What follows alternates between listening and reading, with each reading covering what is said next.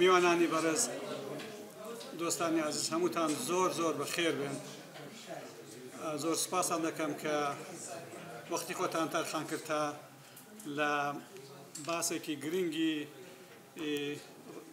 دەوروبەری ئێمە لە ڕۆژهەڵاتی ناوەڕاست و زۆربەی ئێمەش هەروە بیر دەکەینەوە کە تقریبا وەکەوەی ناو ئێمە ڕووبدا گوێمان لە چوار شارەزا و پسپۆری ناسرا و متمانە پێکراو بێ، دوای ئەوەش مداخەلا بێ، مناقەشە بێ، پرسیار بێ، وەکو جارانوەری دەگرین. یەکەمین قسەکەریم دانیشتنە مامۆستای بەڕێزم پرۆفسۆر دکتۆر شێرزاد نەجار قسە کات، دوای ئەوە دکتۆر ئیدریس ئەحمەدی لە زانکۆی ستۆکهۆڵمەوە لەگەڵمان دەبێ، هیوادارم لە ڕووی پەیوەندیەوە کێشەیەک دروست نەبێ. سێمین کەس کاک دکتۆر عومەر نورەدینی قسە دەکات و دکتۆر شکوری ئەبرادۆستی لە واشنگتۆنەوە پێم وایە چوارەمی قسەکەرمان دەبێت. ئەوەی کە لێستا لە شەڕی نێوان ئیسرائیل و حەماس کە زۆربەی وا ناو دەبردرێ و تا ئێستا بە شەڕی عەرەب و ئیسرائیل حسێب ناکرێ، دووەمین ڕووداوی زۆر ترسناک و گرنگە دوای شەڕی ئۆکرانیا کە ئێستا لە دنیا ڕوودەدات. چۆنیەتی دەستپێکردنی شەڕەکە و ئەو تەرەفانەی کە تێیدا کاریگەرن، ئەوانەی کە ئامانجی سەرەکیان لە دەستپێکردن و کۆتایی ئەم شەڕەدا هەیە بۆ هەرێمی کوردستان و بۆ بەشەکەی دیکەی ئازادی کوردستانیش سەرباری هەموو خلافاتەکان بۆ ڕۆژئاوای کوردستانی گەلک گرنگە و پێم وایە تەئسیری بۆ سەر زوتنەوەی سیاسی هەیە لە دوو پارچەکەی دیکە کە لە ئازادی بێبەشن بەداخەوە. جامە زۆر قسە ناکەم، جەنابی دکتۆر شێرزاد با بفەرمێت، دوای بزانین چی بەوام بەسەریت فەرمێت. ڕۆژتان باش، زۆر سوپاس کاک سەرۆ و سوپاس بۆ ئینستیتووت بۆ ئەم داوەتنامەیە کە سەربارەی مەشاکلی دنیا و بە تایبەتی مەشاکلی ڕۆژهەڵاتی ناوەڕاست قسەی بکەین.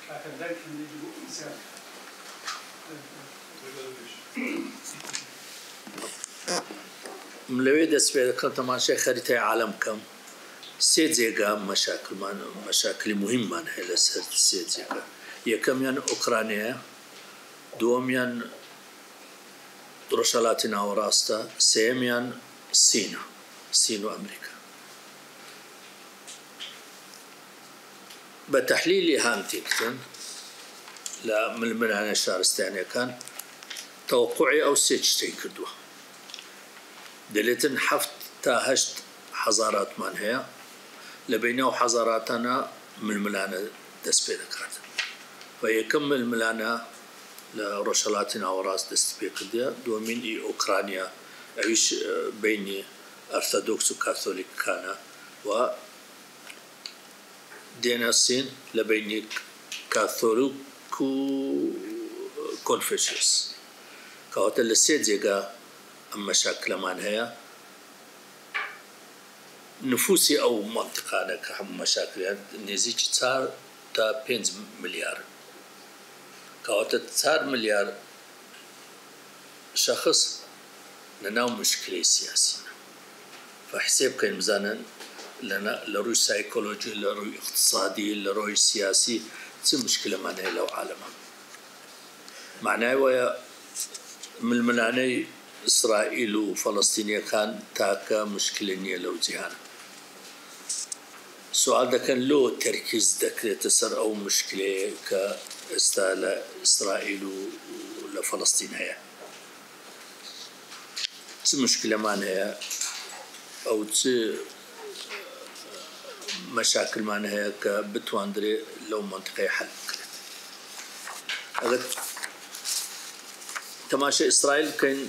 مەساحەی ئیسرائیل نێزێکی 22,000 کیلۆمەترە، 9 ملیۆن کەس لەوێ دەژین. تەماشای غەزەی بکەین، نێزێکی 400 کیلۆمەترە مەساحەی و 2,5 ملیۆن لەوێ دەژین. اوكي تصيروا يداوا لويندر او مشكله استا سريها الدعوة حفظة صالة خلشي غزة لجير حصارة اقتصادي، حصارة سياسي، حصارة سايكولوجي وإلى آخره. كواتا رد فعل لسر أو سياسته كإسرائيل برامبر خلشي غزة دقيت. خلشي غزة راستا سياسته معينيان هي توجهي دينيان هي بلام سؤال ويا آية بيوستا أو منطقة حفظ صال حصاري لسر بتثبيت معناه ويا يعني إبادتي جماعي بسست ذكرت كواتا انتهاك قانون دولي كرايا لحفظ الصالة ضدي خلشي غزة برامبروي جيشك معناها بيدوتر جيش إسرائيلي ودعاية زور لو كراو كجيش مهمة واستخبارات مهميان هي وكسناتو عن حركة شبكة وان أقداري وشتانا مجتمع لمنطقة روج الشام حفتمانك أو تصورة حمورخة حماس تواني لسي ساعات هو شكست بجيش إسرائيلي يكم زارا استخباراتي إسرائيلي CIA ناين تواني بيش بيني بكن كوا تشتشوارو داتن لو منطقة كوات انتهاكي قانون دولي معناها عقابي جماعي معناها إسرائيل محاولة دكات عقابي جماعي بداتن بالسكر ديني مدنية كان معناها و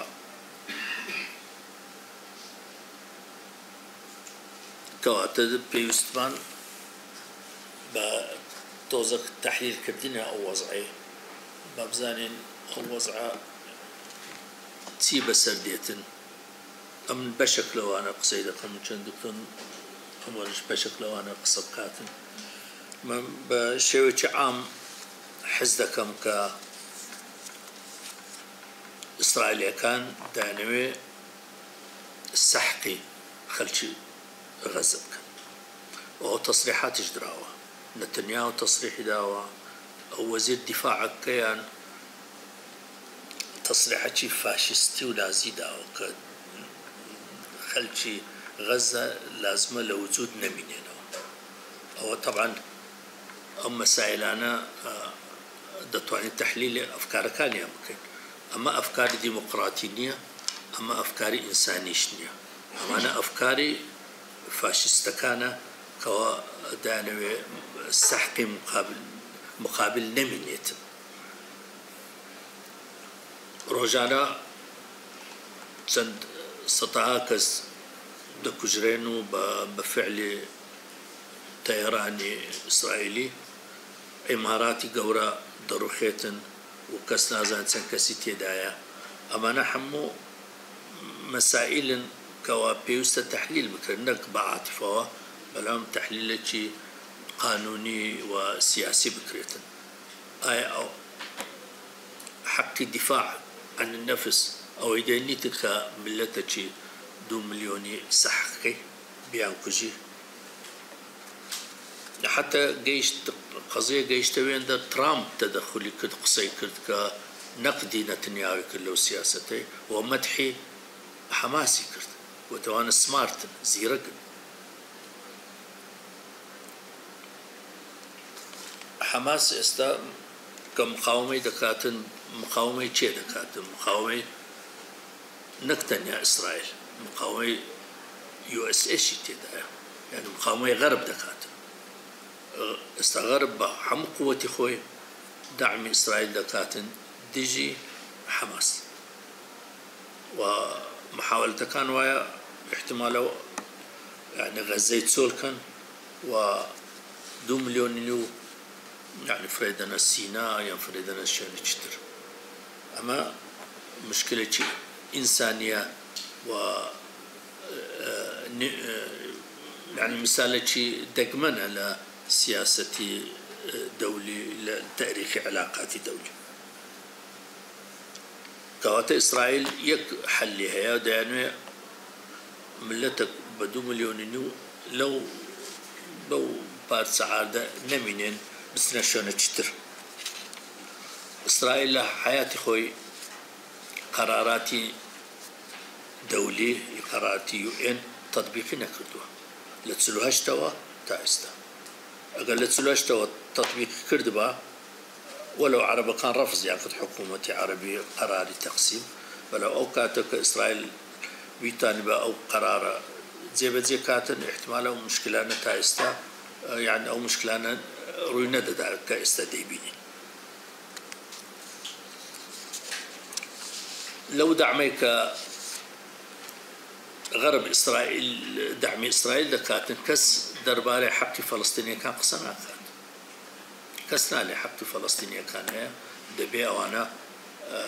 حقي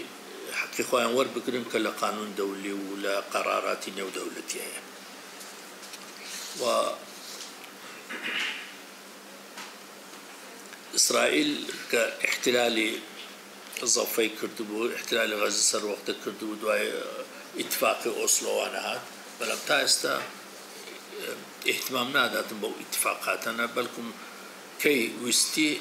ديتنا وظفي غربي كي وستي قصفي غزة بكاتن أمانا حم خروقاتنا أو خروقاتنا وادي دكاتن كوا سياسة نيو دولتي وقرارات نيو دولتي بهند ورنجريتن إسرائيل تنيا رأي خوي بتسبين تسر سياسة نيو دولتي ولو صراعش قانون دولي زور لاواز دولي سياسة نيو دولتي زور لاواز دولي يعني عدالة تيدانية لسياسة نيو دولتي حماس 35,000 مقاتلي هي بلام إسرائيل اعتبار ذكرت لجيش كان كبقوة لعالم يعني تقريبا لديه كان 107,000 جندي هي 500,000 احتياطي هي أسطولي هي بو حزمة بو قوتي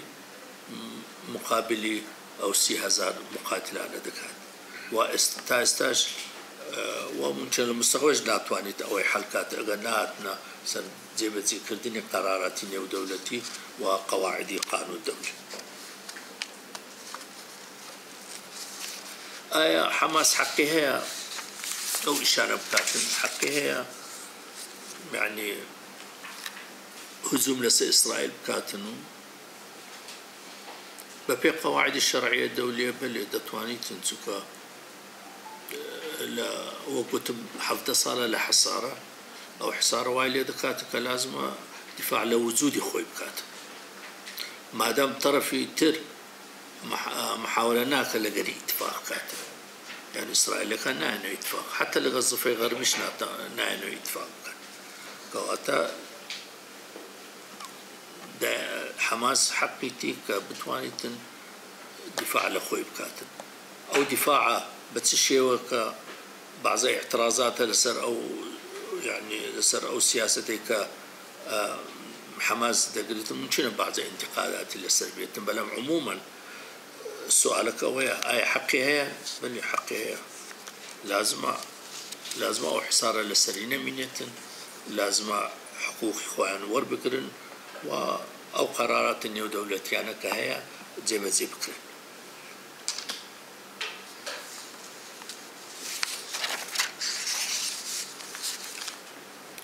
زوربي دولة كان كغربينينا داواي جيب كدين قرارات نيو دولتي روسيا الصين هند أو أنا حموداني قرارات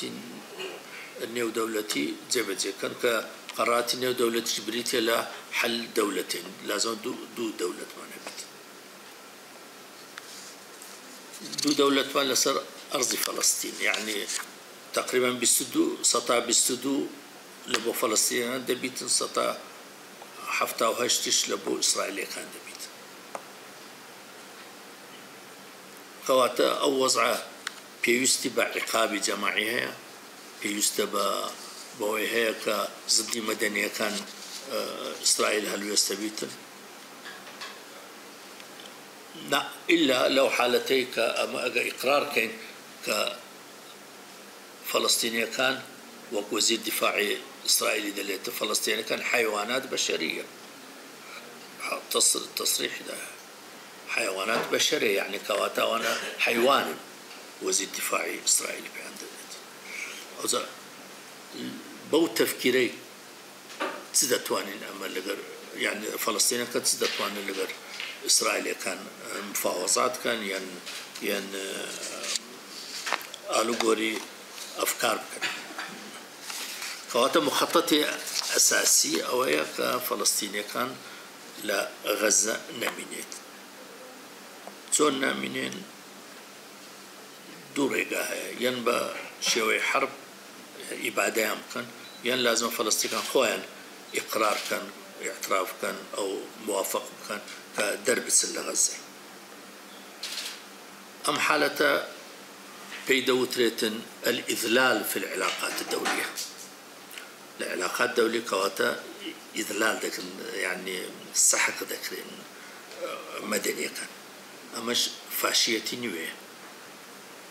أما سياستي فاشيستي نويه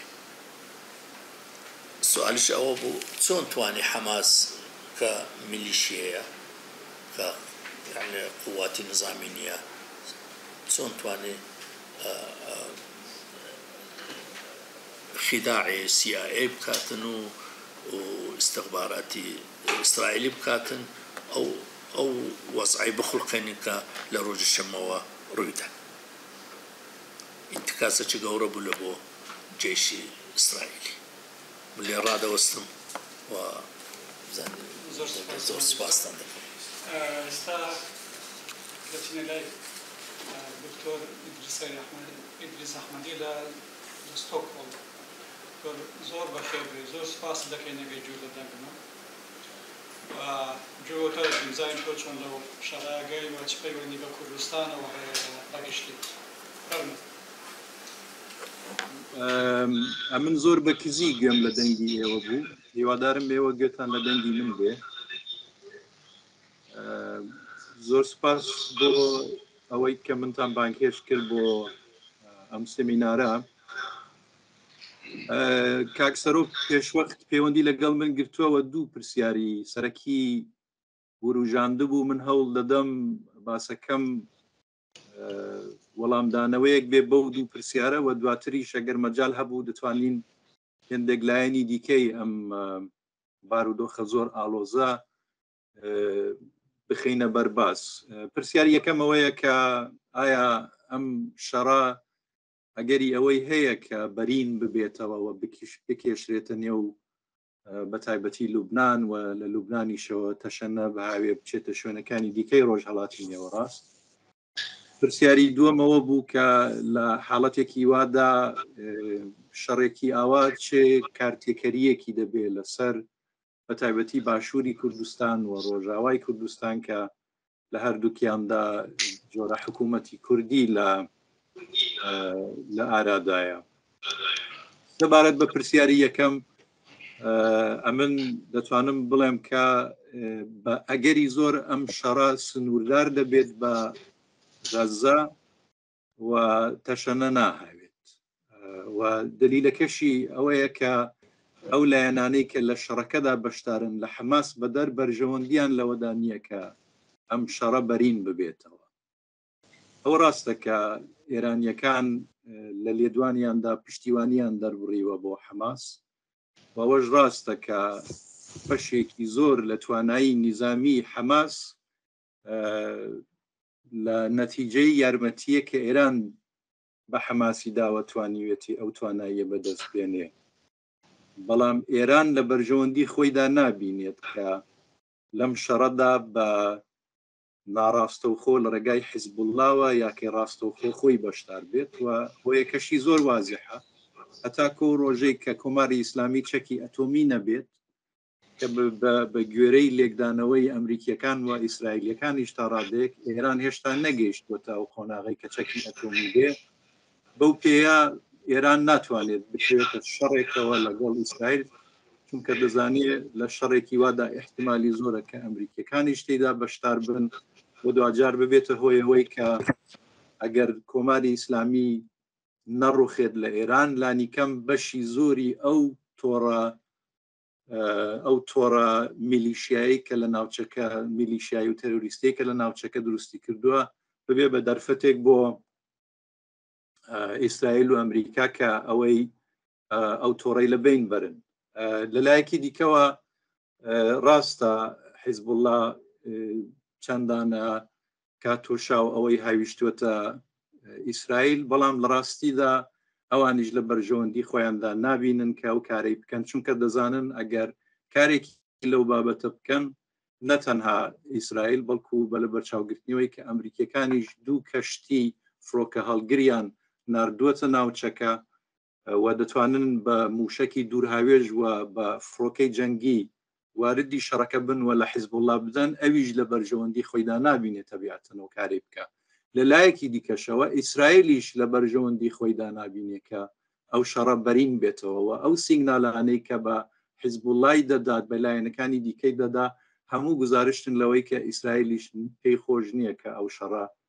بەرین بێتەوە من پێم خۆشە لێرەدا بە پێی شارەزاییە کە هەمە لەسەر ئەمریکا زۆرتر تەرکیز لەسەرەوە بکەمەوە کە ئەمریکیەکان بۆ پێیان خۆش نییە ئەم شەڕە بەرین بێتەوە لە ڕوانگەیەکی مێژیەوە دەتوانینەوەی بڵێن کە ئەمریکیەکان دوایەوەی کە بریتانیا کەنداوی فارس یا کەنداوی بەجێهێشت و ئەمریکا ناچار بوو کە ئەو بۆشاییە پڕ بکاتەوە لە ڕێگای بەهێزکردنی ئێران و تا ڕادەیەک سعودیەوە دوجاری شەوەی کە خۆی هاتە نێو ناوچەکەەوە سیاسەتی یا استراتیژیەکی بریتی بوو لە ڕاگررتنی پارسەنگی هێز دوای کۆتایی هاتنی شەڕی سارد ئەو استراتیژیەی گۆڕی و بوو بە استراتیژی مەهارکردن یا کنتەینمنکردنی بە تایبەتی ئێران و عێراق لە دوای 11 سپتامبر ئەمریکیەکان سیاسەتیان بریتی بوو لە گۆڕینی ناوچەکە و حلکردنی ڕیشەی مشکلات لە ناوچەکە بە تایبەتی مەسلەی تێرۆریزم و ئەو وڵاتانی کە ئەوان پیان وا بوو بە دووی کۆمەڵی چەکی کۆمەڵکوژیەوەن و خەتەرن لەسەر ئاسایشی نەتەوەی ئەمریکا بە تایبەتی ئێران و عێراق و ئێران بەڵام دوایەوەی کە ئەمریکا شکستی هێنا لە ناوچەکە لە عێراق بە تایبەتی سیاسەتی ئەمریکەکان ئێستا بریتیە لە مانجکردنی مشکلاتی منطقە یعنی مدیریەتکردن وەلەو پەیوەندیشدا هەروەها ئەمریکیەکان بێگومان لە ڕووی استراتیژیکەوە خەتەری گەورەی کە خۆیان دەستنیشانیان کردووە وڵاتی چینە و لە پلەی دووەمدا رووسیا و بە لە بەرچاوگرتنی ئەوەی کە شەڕێک لە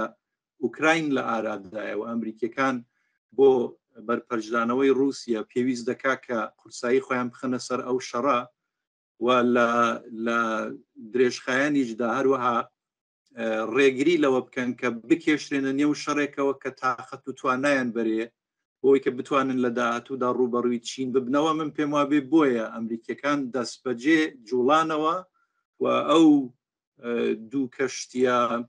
فڕۆکە هەڵگرەیان ناردووەتە ناوچەکە بۆ ئەوەی کە بتوانن ئێران و دارودەستەکانی بتۆقێنن لەوەی کە بە شێوەیەک بجوڵێنەوە کە ئەم شەڕە پەرە بستێنێت و ئەمریکا ناچار بکە کە دەخاڵەت بکە یان لانی کەم ئەمریکا ناچار بکە کە تاقەت و توانایە کە ئێستا بە تایبەتی لەسەر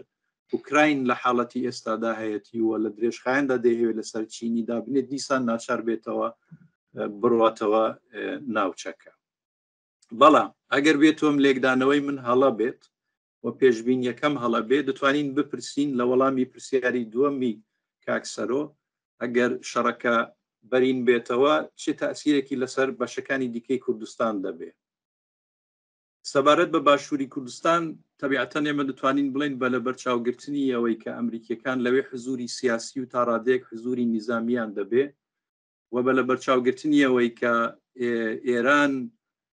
عێراقیشی کردووەتە وڵاتی میلیشیا و کۆمەڵێک لە میلیشیاکان کە لە هەشتی شعبیدان ڕاستەوخۆ ناڕاستەوخۆ سەر بە ئێرانن و هەروەها بە لە بەرچاوگرتنیەوەی کێمە بینیومانە بە درۆن و بە موشک لە ساڵانی ڕابردوو لە هەولێر و ببوورن زیاتر لە هەولێر لەلایەن ئەم میلیشیایەوە هێرشی موشکی ئەنجام دراوە تەبیعیە کە لە حاڵەتی وادا ئەو میلیشیای لە دەخرێنە کاروە لە بەرژەوەندیەکانی ئەمریکاوە گەگەر بەرژەوەندی ئیسرائیل هەبێ لە باشوورە من نازانم بەڵام ئێرانیەکان دەڵێن کە هەیە لە هەم لە ئیسرائیل و هەم لە ئەمریکیەکان بدەن لە حاڵەتێکی وادا تەبیعەتەن ئینسان دەتوانێت پێشبینیەوە بکە کە دەتوانێت ئەوە ببێتە هۆی ئەوەی کە لە نێو عێراقدا شەڕ بەرپا ببێت و کاگەرێتەوە سەر ڕۆژاوای کوردستان بە هەمان شێوە ئێمە دەتوانین پێشبینی بکەین کە ئەو میلیشیالێکە و ئەو میلیشیا و گروپانەی کە سەر بە ئێرانن هێرش بکەنە سەر ئەو 900 هێزەی ئەمریکا کە لە ڕۆژاوای کوردستان هەن و ئەمەش ببێتە هۆی ئەوەی کە کوردی ڕۆژاوا بە شێوەیەک لە شێوەکان بکێشتێن نێو ئەم شەڕەوە و ئەمریکیەکان ناچار بن لەوێ بەرەو ڕووی ئەو میلیشیالەی ئێران ببنەوە ئەوەی کە لە حاڵەتێکی وادا ئایا دەکرێت شەڕێکە پەلوپۆ بەهاوێت بۆ عێراق و بۆ سووریا بکرێت لە حاڵەتێکی وادا سنووردار بکرێت بەو دوو وڵاتە یانەوەی کە پەلوپۆ بەهاوێتە نێو خۆی ئێران من لە حاڵەتی ئێستادا بەڕاستی بۆ من بڕێک زەحمەتە پێشبینیکردنەکەی چونکە وەک پێشتر ئارستانم کردە من وای بۆ چم کە بەڕاستی ئێران بە لە بەرچاوگرتنیەوەی کە ڕژیم بە تایبەتی لە دوای ڕاپەڕینی ساڵی پێشوو و هەروەها بە لە بەرچاوگرتنیەوەی کە لە ڕووی ئابوووریەوە وەزعی زۆر باش نییە پێم وانییە کە ئێران لە بەرژەوەندی خۆیدا ببینێ کە جۆرە شەڕێک بەرپا بکە لە ناوچەکە کە ڕاستەوخۆ و ناڕاستەوخۆ بتوانێت سەقامگیریەکی لەرزۆک کە ڕژیم دوای سەرکوتکردنی بزوتنەوەی شۆڕژگێڕی ساڵی ڕابردوو بە دەستی هێناوە ئەوە بخاتە خەتەرەوە جا سەرجەم بە هەر حاڵ چونکە من پێشبینیەکەمەوەیە کە ئەم شەڕە پەرە ناستێنێت پێم وانییە کە خەتەرێکی ئەوتۆ لەسەر ئەو دوو بەشەی کوردستان هەبێت بەڵام دەکرێت ئینسان باز لەوە بکە کە ئەو کارێک کە حەماس کردوێتی دەتوانێت چ تەئسیرێکی لەسەر ئەو ڕێکخراوە یا بزوتنەوە کوردیانە هەبێ کە وازیاری شەڕی چەکداری نایە دەتوانێت ببێ بە سەرچاوی ئیلهام یانەوەی کە دەتوانێت ببێتە بڵێن شێوە شکستێک کە وا بکە کە لەمە بە دواو بزوتنەوانەوە و ڕێکخراوانەی کە وەکو استراتیژی خۆیان شەڕی چەکداریان هەڵبژاردووە پێدا چوونەوەی پێدا بکەن بەڵام ئەوە بێگومان کاتێک ئینسان دەتوانێت بەڕوونی وەڵامی بداتەوە کە نەتیجەی شەڕەکەمان لە بەردەستدا بێ ئیسرائیلەکان کوتویانە کە ئەم جارە ئەمان جانەوەیە کە بە تەواوی لە حەماس لە بین برن ئەلبەتە من پێم وابێ ئەوە قسەیەکە کە لە حاڵەتی قەیراناوی ئێستادا دایدەیکەن چونکە لە ڕاستیدا ئیسرائیلەکان بۆ خۆیان یارمەتی دەری بەهێزبوونی حەماس بوون چونکە لێکدانەوەیان لە ساڵەکانی هەشتا ئەوە بوو کە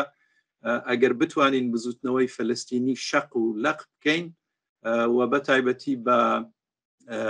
بە یارمەتیدانی ڕشتکردنی فکری ئیسلامی لە مقابلی ئەوەی کە خۆیان پیانوا بوو فکری ناسیۆنالیستی فەتح و پێڵۆ دەتوانن بە شێوەیەکی زۆر باشتر ڕوبەڕووی بزوتنەوەی فەلەستینیەکان ببنەوە بەو پێەیە ئەمن بە دووری دەزانم کە بەڕاستی ئیسرائیل لە بەرژەوەندی خۆیدا ببینێ کە حەماس بە تەواوی لە بین بەرێ و دوا قسەشم وەکو ئیستدلال لەو پەیوەندی ئەوەیە کە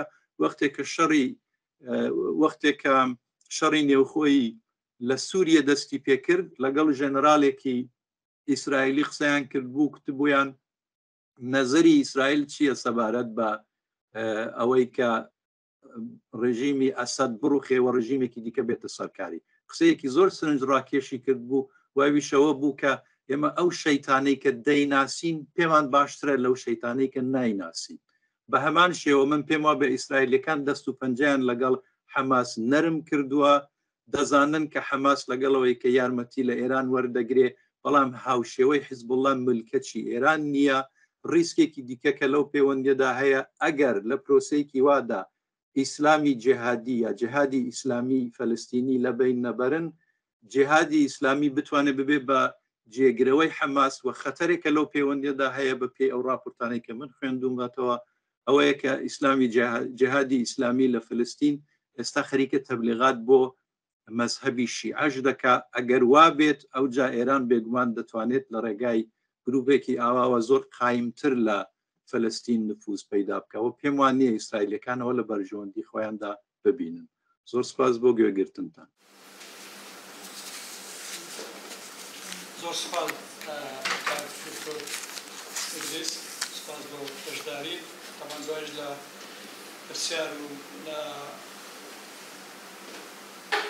مداخەدا توانین جارێکی دیکە ئەگەر شتێکمان بگوێت. ئێستا دەچین لای کاک دکتۆر عومەر نورەدینی. کاک سەرۆکم گوێم لە دەنگی ئێوە نییە، جا ڕاستی نازانم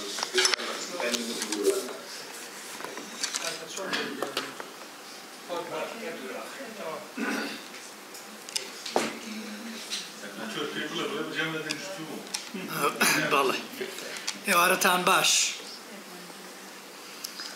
کاک دکتۆر ئیدریس، ئێمە بەباشی گوێمان لە دەنگی تۆ بوو.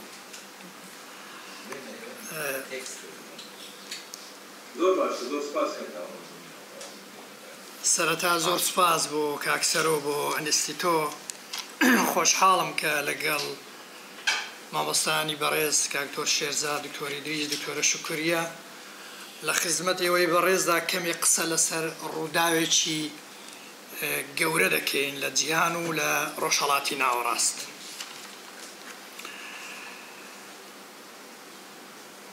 ئیمانوێل نافون شارەزایەکی بواری سیاسەتی نێودەوڵەتیە لە زانکۆی تەلئەبیب. قسەیەکی لەسەر ئەو ڕووداوە کرد کە ئیتر ئەم ڕووداوە مێژووی ئیسرائیلی دابەش کرد پێش 7 ئۆکتۆبەر و دوای 7 ئۆکتۆبەر.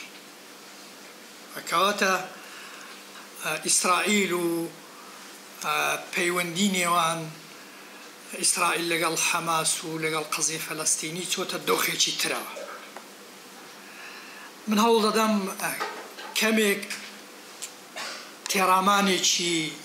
تیۆری بخەینە ڕوو، دواتر قسە لەسەر ئەوەی کە پەیوەندی بە ئێمەوە هەیە وەکو هەرێمی کوردستان و وەکو نەتەوەی کورد و گەلی کوردستان لە ناوچەکە. ئەگەر بگەڕێنەوە بۆ ئەو تیۆریانەی کە ئەم ڕووداوانە هەڵدەسەنگێنن، قسەیان لەسەر سیاسەتی نێودەوڵەتی و پەیوەندی نێودەوڵەتیەکان هەیە، ڕەنگە پەنابەرین بۆ تیۆری ڕیالیزم بە هەردوو باڵەکەیەوە، هەم نوێ هەم کلاسیکی کە ئێستاش ڕێبازێکەیە کە هەردووچی بەیەکەوە کۆ کردوتەوە. ئەم تیۆرە بە کورت و پوختی پێی وایە سیاسەتی نێودەوڵەتی هەمیشە لە حاڵەتێکی نائارامی و نادڵنیایی و فەوزادە. حکوومەتێکی مەرکەزی لە ئارادا نییە، وەکو میرشایمە دەڵێ لە کاتی کە دەوڵەت لی لە قەومێ لە هێڵی تەواریەوە تەلەفۆن بکات و بە فریایەوە بێ، کەواتە دەبێت پشت بە خۆت ببەستی. هەروەها قسەی لەسەر هێزە بەمانە گشتیەکەی، دەمان کلاسیکی هێز یاتر هێزی سەربازی، بەڵام لە ئێستادا هێز بەمانە گەورەکەی کە ڕۆڵی هەیە لە پاراستنی بەرژەوەندیەکان و لە مانەوەی دەوڵەت و لە هاوپەیمانەتی و لە معادلاتی هێزدا. ئەوەی کە ئێستا دەیبینین هەم ئەو چەند ساڵە لە رووسیا و ئۆکرانیا، هەم لە ئەوەی نێوان ئەرمینیا و ئازربایجان و ناگەڕۆن قەرەباغ، هەم ئەوەی کە لە ئیسرائیل و غەزە دەیبینین، زیاتر سەلمێنەری بیر و بۆچوونەکانی ئەم تیۆرەیە کە بەلایەوە یاسای نێودەوڵەتی و ڕێکخراوی نێودەوڵەتی و سیستەمی نێودەوڵەتی دانرا و لەسەر قیەم و بەها. ئیتر ئەمە لە سیاسەتی نێودەوڵەتیە ئیشکالەتی گەورەی هەیە. هەر بە ئیلهام وەرگرتن لەم تیۆرە ڕیالیزم بە هەردوو باڵەکەیەوە ئەو گەمەیەکی ئێستا لە نێوان ئیسرائیل و لە نێوان حەماسا هەیە زیاتر گەمەیەکی سفریە هەردوو لە دروشمی لە ناوبردننی یەکتریان بەرز کردوتەوە ئیسرائیلەکان دەڵێن ئێمە کێشەی وجودیمان هەیە لەگەڵیان نەک حدود و حەماسیش دەڵێ سەرکەوتن بەسەر ئیسرائیلە حەقیقەتێکی ئیلاهی و قورئانیە ئەم دوو خیتابە ئەم دوو بیربۆچوونە بە شێوەیەک لە بەرامبەر یەکتر داوەستاون کە ئەوەی بینیومانە گەیشتە ئەم حاڵەتە لە گەمەی سفریە مەساحەیەک بۆ دیبلۆماسیەت و مفاوەزات و ڕێککەوتن زۆر کەم دەبێتەوە باڵکو ئەگەری هەرە گەورە ئەوەیە کە لە ڕێگای پێکدادانی سەربازیەوە لایەنەکان دروشمی لە ناوبردننی یەکتر بەرز دەکەنەوە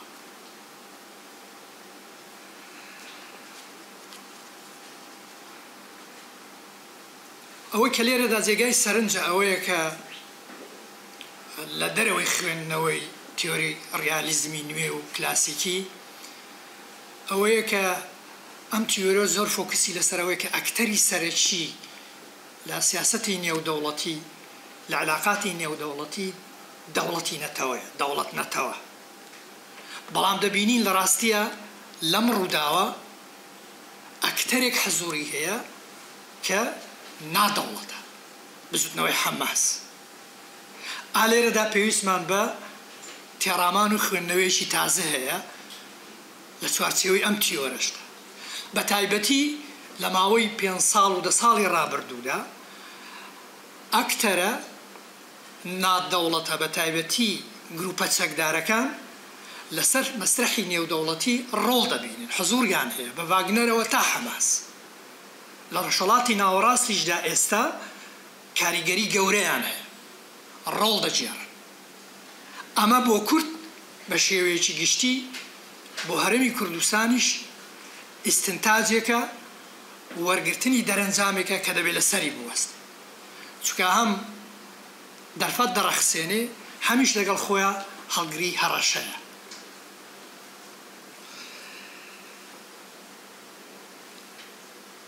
دێمە سەر ئەوەی کە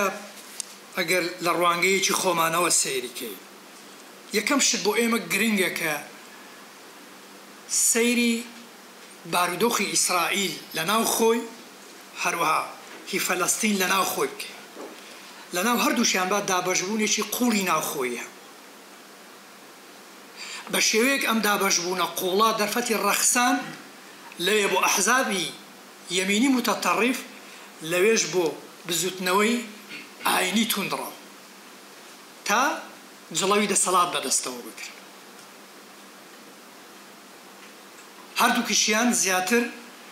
سەرچاوەی وەرگرتنی هێزی معنەوی و شەرعیان دەگەڕێتەوە وەکو مامۆستای بەڕێزم باسی کرد بۆ شەرعیت وەرگرتن لە ئاین کە هەمتنکتۆن لە دراسەی دوای پێکدادانی شارستانیەتەکان من نەحن و ئێمە چین زۆر بەڕوونی دەڵێ سەدەی 21ەم سەدەی ئاینە ڕۆڵی ئاین وەکو پێکهێنەرێک لە هەویە لە ئینتیما لە داڕشتنی هەڵوێستەکاندا زۆر دەبێت ئەمە بۆ ئێمە جێگای لەسەر وەستانە بۆمانای دەمەوێت بڵێم یەکێک لەو دەرسانە ئێمە وەری دەگرین دابەشبوونی ناوخۆی لە هەرێمی کوردستان دەرفەت دەڕەخسێنێ بۆ گەشەکردنی توندڕەوی ئەمە خزمەتمان ناکات و بە ئاشتۆ سەیری قسەکانی سەرکردە باڵاکانی ئیسرائیل بکە بە هەمان شێوەشی حەماس مەسەلەن وەزیرەکانیان دەڵێن چیتر گفتوگۆ و مفاوەزات لەگەڵ ئەم وحشیانە ناکرێت بەم ڕادەیە توندڕەوی لە خیتابی دەوڵەتە یان وەکو وحشی ئینسانیان ئینسانی وحشی وەصفیان دەکەن و نەتەنیاها خۆی وتی ئیتر بیرکردنەوە لە مفاوەزات و ڕێگا چارەی سیاسی لەگەڵ ئەمانە یعنی وەکو ئەوەیە کە تۆ ئاسنی سار بکوتی بە هەمان شێوەش لە لای بزودنەوەی حەماسیش ئەم تێڕوانینە کەواتە تا توندڕەوی لە ناو خطابی سیاسی دەوڵەت و کاراکتەرە نادەوڵەتەکان کە ڕۆڵیان هەیە زیاد ببێت ئەگەری پێکدادان و دروستبوونی مەترسی لەسەر ئاشتی و ئاسایشی نێودەوڵەتی و هەرێمی زیاتر دەبێت.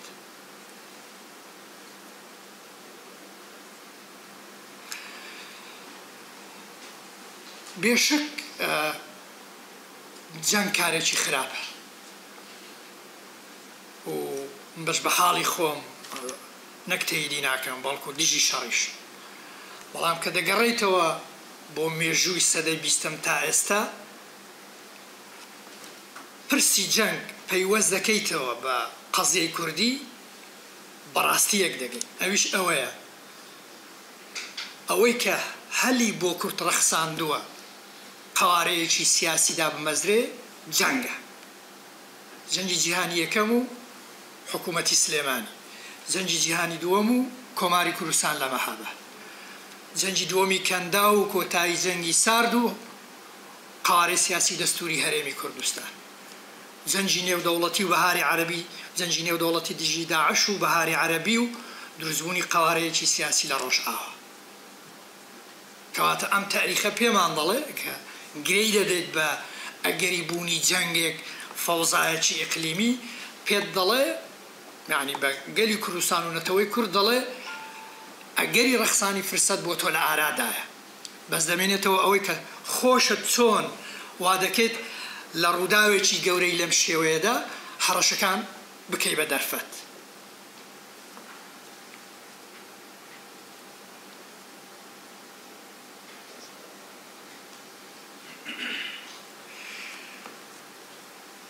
طبعا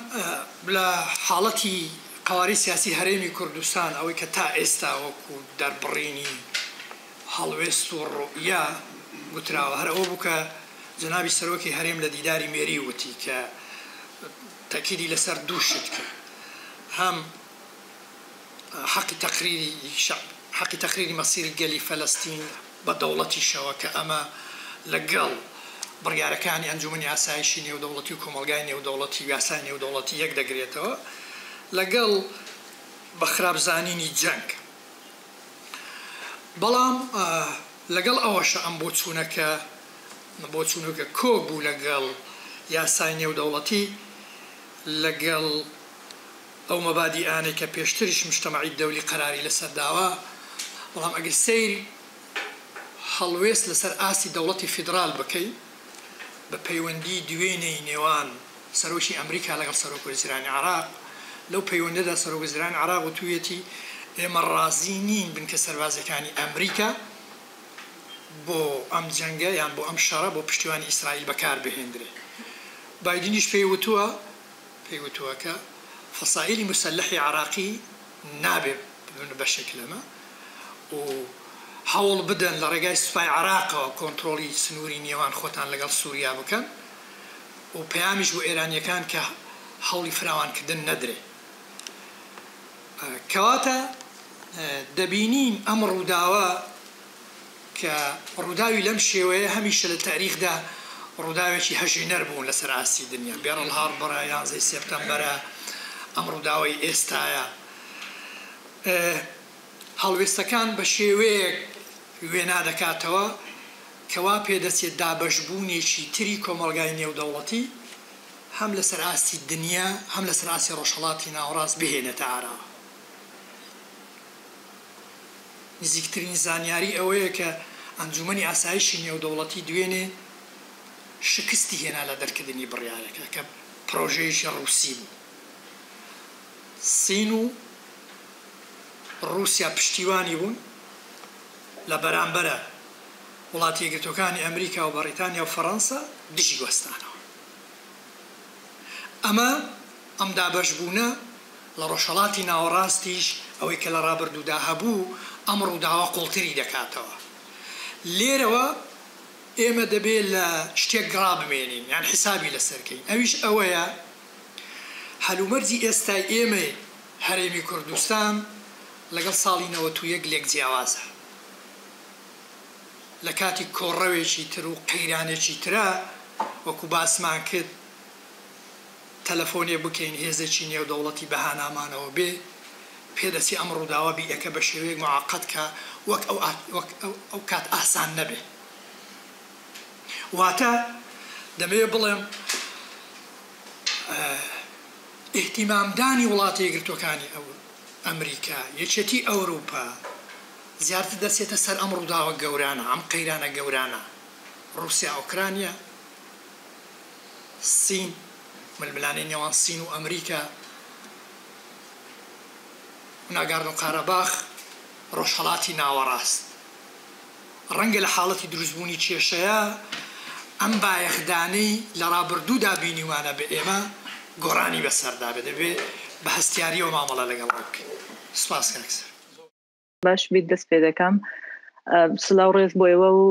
سپاس بۆ میوانداریکردنتان بە تایبەت لە کاتێکی وا گرنگدان کە زۆر جار بێ لێ دەکەینەوە کە کورد لە کاتێکی کە ڕووداوێکی گەورە بەکو ئەسەی کە هەیە لە ڕۆناوچەکەدا پێویستە بەوەی کە دابنیشی بیلەوە کە بکاتەوە کە چوون لەو دەرفەتە استفادەی بکات. من قسەکانم بە ئەوە دەست پێ دەکەم کە بۆ لە ئێستادا شتێکی وا ڕووداوە لە ئێستادا ئێمە لە چه قۆناغێکی داین لە ڕۆژهەڵاتی ناوەڕاست ئەوە دەی بگەڕێنەوە بۆ وەڵامی ئەم پرسیارە بگەڕێنەوە بۆەوەی کە سیاسەتی ئەمریکا بە تایبەت سیاسەتی کە ئۆباما دەستی پێکە لە ڕۆژهەڵاتی ناوەڕاست دەرچوونی ئەمریکا لە ڕۆژهەڵاتی ناوەڕاست بووتە هۆکاری یەکێک لە هۆکارەکانی کە ئێمە شتێکی وا یعنی ئەو شەڕێکی وا لە ناوچەکەدا بینین ئۆباما کە بریاریدا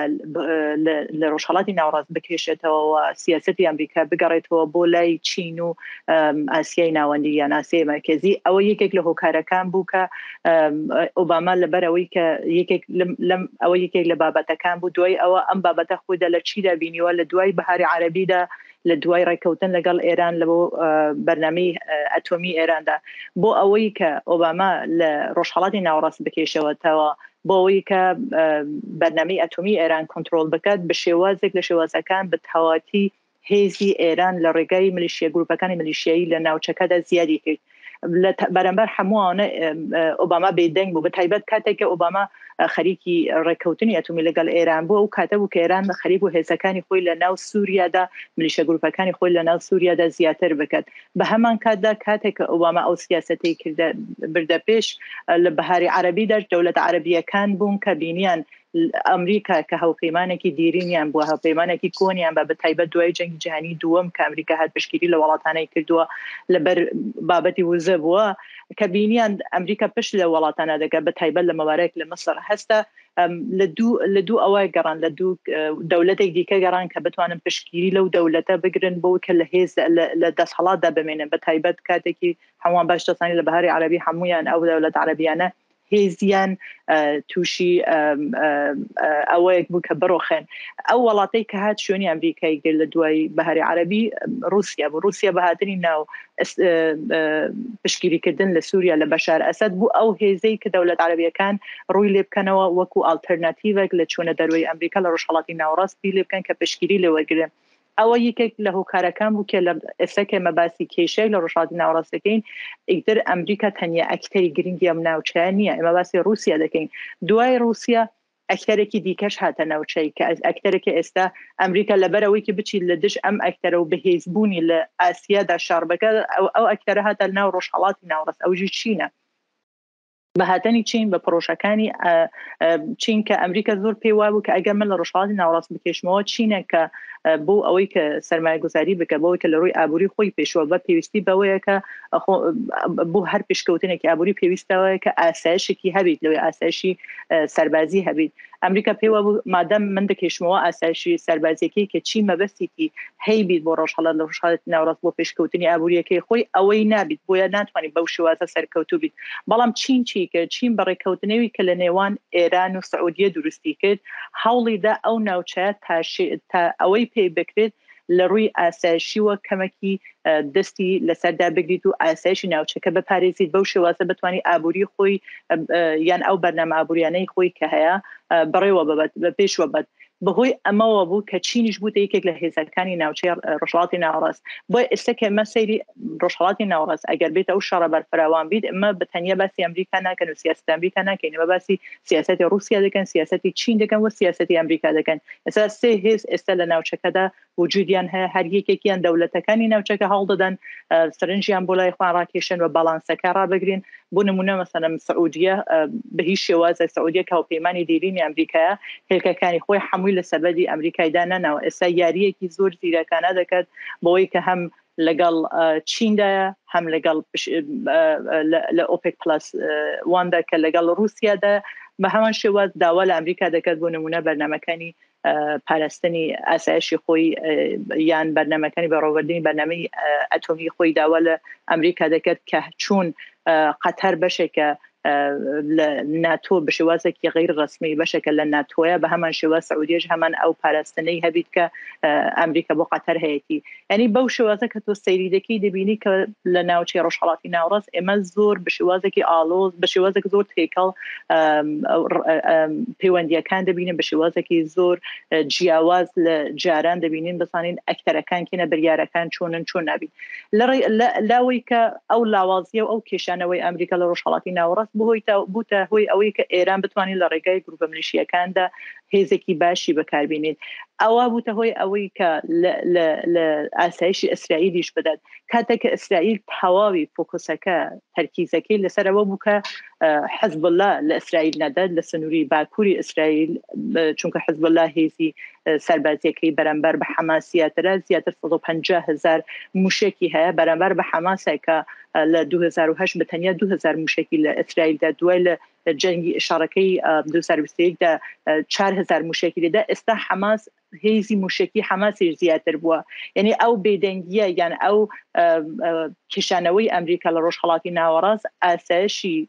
هاوپەیمانێکی زۆر گرنگی خۆی کە وەکو برای پچووکی ئەمریکا سەی دەکەی لە ناوچەی ڕۆژهەڵاتی ناوەڕاستی خستوتە مەترسیەوە کاتێک تەواوی فۆکوسەکەی ئیسرائیل لەسەر حزب الله و لبنان بوو حەماس هێرشێکی وای کرد ئەو هێرشەی حەماس لەم کاتەدا یەکێک دەگەڕێتەوە بەو باسی کە باسم کرد لاوازبوونی ئەمریکا لە ڕۆژهەڵاتی ناوەڕاست بەهێزبوونی ئێران لە بشکریکردن لەو گروپە ملیشیانە و هۆکاری سێمەکەش ئەوەیە کە لەو دانستاندنانەی کە لە نێوان سعودیە و ئیسرائیلدا هەبوو ئێستا سعودیە دەڵێت ڕاوەستاوە بە شێوازێکی کاتی ڕاوەستە کە پێم وایە بە شێوازێکی کاتی دەبیت پێم وایە ئەم شەڕە دەبیتە هۆیەوەی کە نەتەنیا ئەم ڕێکەوتنە ڕاناوەسی بەڵکە و ڕێکەوتنە بتگەویتە ئەنجامیش بەڵام ئەو ڕێکەوتنەی کە سعودیە و ئیسرائیل باسییان دەکرد ئەو ڕێکەوتنە حماس و باسەکەی حماسی تێدا نەبوو زیاتر محمود عباس و ئەدارەی خۆ بەڕێوەبردننی فلستینی تێدا بوو زیاتر کەیسی فلستینیەکان وەکەوەیکی دەوڵەتێکی سەر بخۆیان هەبوو لە پشتگوێ خرا ئەو بەرنامەی کە هەبوو نەتەنیاهوو بە تایبەت لەو دەوڵەتە تونڕۆی کە هەیە یعنی تا ئێستا تونڕۆترین ڕادیکالترین دەوڵەتی ئیسرائیلیە کە ئەو کێشەیەش ناوخۆیە بووتە هۆی ئەوەی کە ئەم دەوڵەتە بە هیچ شێوازێک بیر لە چارەسەرکردن کێسی فلستین نەکات بووتە هۆی ئەوەی کە حماس وەکو ئەو هێرشەیەکی کردووە هێرشێکی تاکتیکێک بی کە سرنجەکان بۆ لای خۆی ڕاکێشید بەڵام لەو هێرشەیەکی کردووە هەڵایەکی زۆر زەقی کرد هەم ئێران هەم ئەو پشتگیریە کە بۆ حماس هەبوو خودی گروپی حماس کاتێک کە بەرنامەیەکی دانا بۆ هێرشێکی وە ئەمە ئەنجامەکان بەو شێوازە نەدەدی کە لە دەستیان دەرچیت ئەنجامەکە چوون لە دەستیان دەرچوو بە باوەڕی من کاتێک کە حماس چۆتە ناو ئیسرائیل بە شێوازێکی وا دڕندانە وەکو داعش هەستکەوتی کردو ئەو دەرهێنانی کچەکان ڕوودکردنیان تعداکردن لەسەر مناڵ و پیر و گەنجی ئیسرائیلی بوویتەوەی کە شۆکێکی جیهانی دروست بوو کە شۆکێکی جیهانی دروست بوو ئێستا لە ناو ئەمریکادا زۆر کاناڵەکان زۆر میدیاکان و ئەنستیتوتەکان خەریکە ڕاپرسی دەکەن لە راپرسیەکاندا زۆر شتێکی سرنجێکی زۆر گرنگ بەوەی کە پشتگیری خەڵکی ئەمریکا بۆ ئیسرائیل زیاتر بووە و ئەو شتێک کە پشتگیری بۆ فلستین کەمتر بووە ئەنجامەکەی ئەو ڕووداوە کە ڕووداوە و خەڵکی ئەمریکا کە تا ئێستا هەموو کاتە لە میدیاکاندا باسی خەڵکی سیویلی غەزە دەکرا کە لە ژێر بردومانی ئیسرائیلدا ئێستا بە شێوازە دیکە سەی دەکەن دەبینن ئیسرائیلەکان ئەگەر خۆیان نەپارێزن بەو شێوە ئەویان بەسەردەت یعنی ئیسرائیل وەکوەوەیە کە بۆیەش دەنگی ئەمریکا ئێستا زۆر بەهێزترە لە ئیدارەی بایدنەوە بگرە لە کۆنگرسەوە بگرە لەو کەسانەی کە نەتەنیا لە ئەمریکا لە ئەوروپاش دەنگیان باشترە لە پشگیریکردن لە ئیسرائیل لەبەر ئەم هەڵوەستەی کە یان ئەو شێوازە قیزەونەی کە حەماس بەڕێوە برد بووە حەماس کە وەکو گروپێکی تێروریستیە و ئەو هەستکەوتەیش کە کردو ئەو شێوازەیش کەڕێ بەڕێوەدا شێوازێکی تێروریستیە. محمود عباس دێت باس لەوە دەکات کە حەماس نوێنەراتی خەڵکی فلسطین ناکات. ئەمە زۆر گرنگە. ئەمە لە لایەک دیکە لە لایەک سەر وڵاتە عەرەبیەکان دەکەی وڵاتە عەرەبیەکانیش ناتوانن بەو شێوازە پشگیری حەماس بکەن وەکو وتم بە شێوازێک کە حەماس ئەم شێوازە دڕندانەی خۆی پێشانی میدیاکان و پێشانی جیهانیدا بەم هۆیەوە دەبینین قەتەر کە باسی بەستنی خۆمان دەزانین سەرکردەکانی قەتەر لە سەرکردەکانی حەماس لە قەتەردانە یان پشگیریەکانی مادی کە حەماس لە قەتەر و تورکیا وەردەگریت بەڵام پشگیریە سەربازیەکان لە ئێران وەردەگریت. قەتەر وەکو ناوبەشیوانێک دەیوێت ئەو ئۆفیسانەی حەماس لە قەتەردا ببینیتەوە بەڵام بەو شێوازەش ناتوانێت پشگیری لە حەماس بکات. مەبەستم نمونە قەتەری نەم چونکە دەوڵەتێکە بە شێوازێکی کە نەتەنیا نوێنەرەکانی حەماسێدانە ڕێگای قەناتێکی ئەلجەزیرەی کە بووتە هێزێکی نەرمی قەتەر بە هەموو شێوازێک لە ڕۆژهەڵاتی ناوەڕاست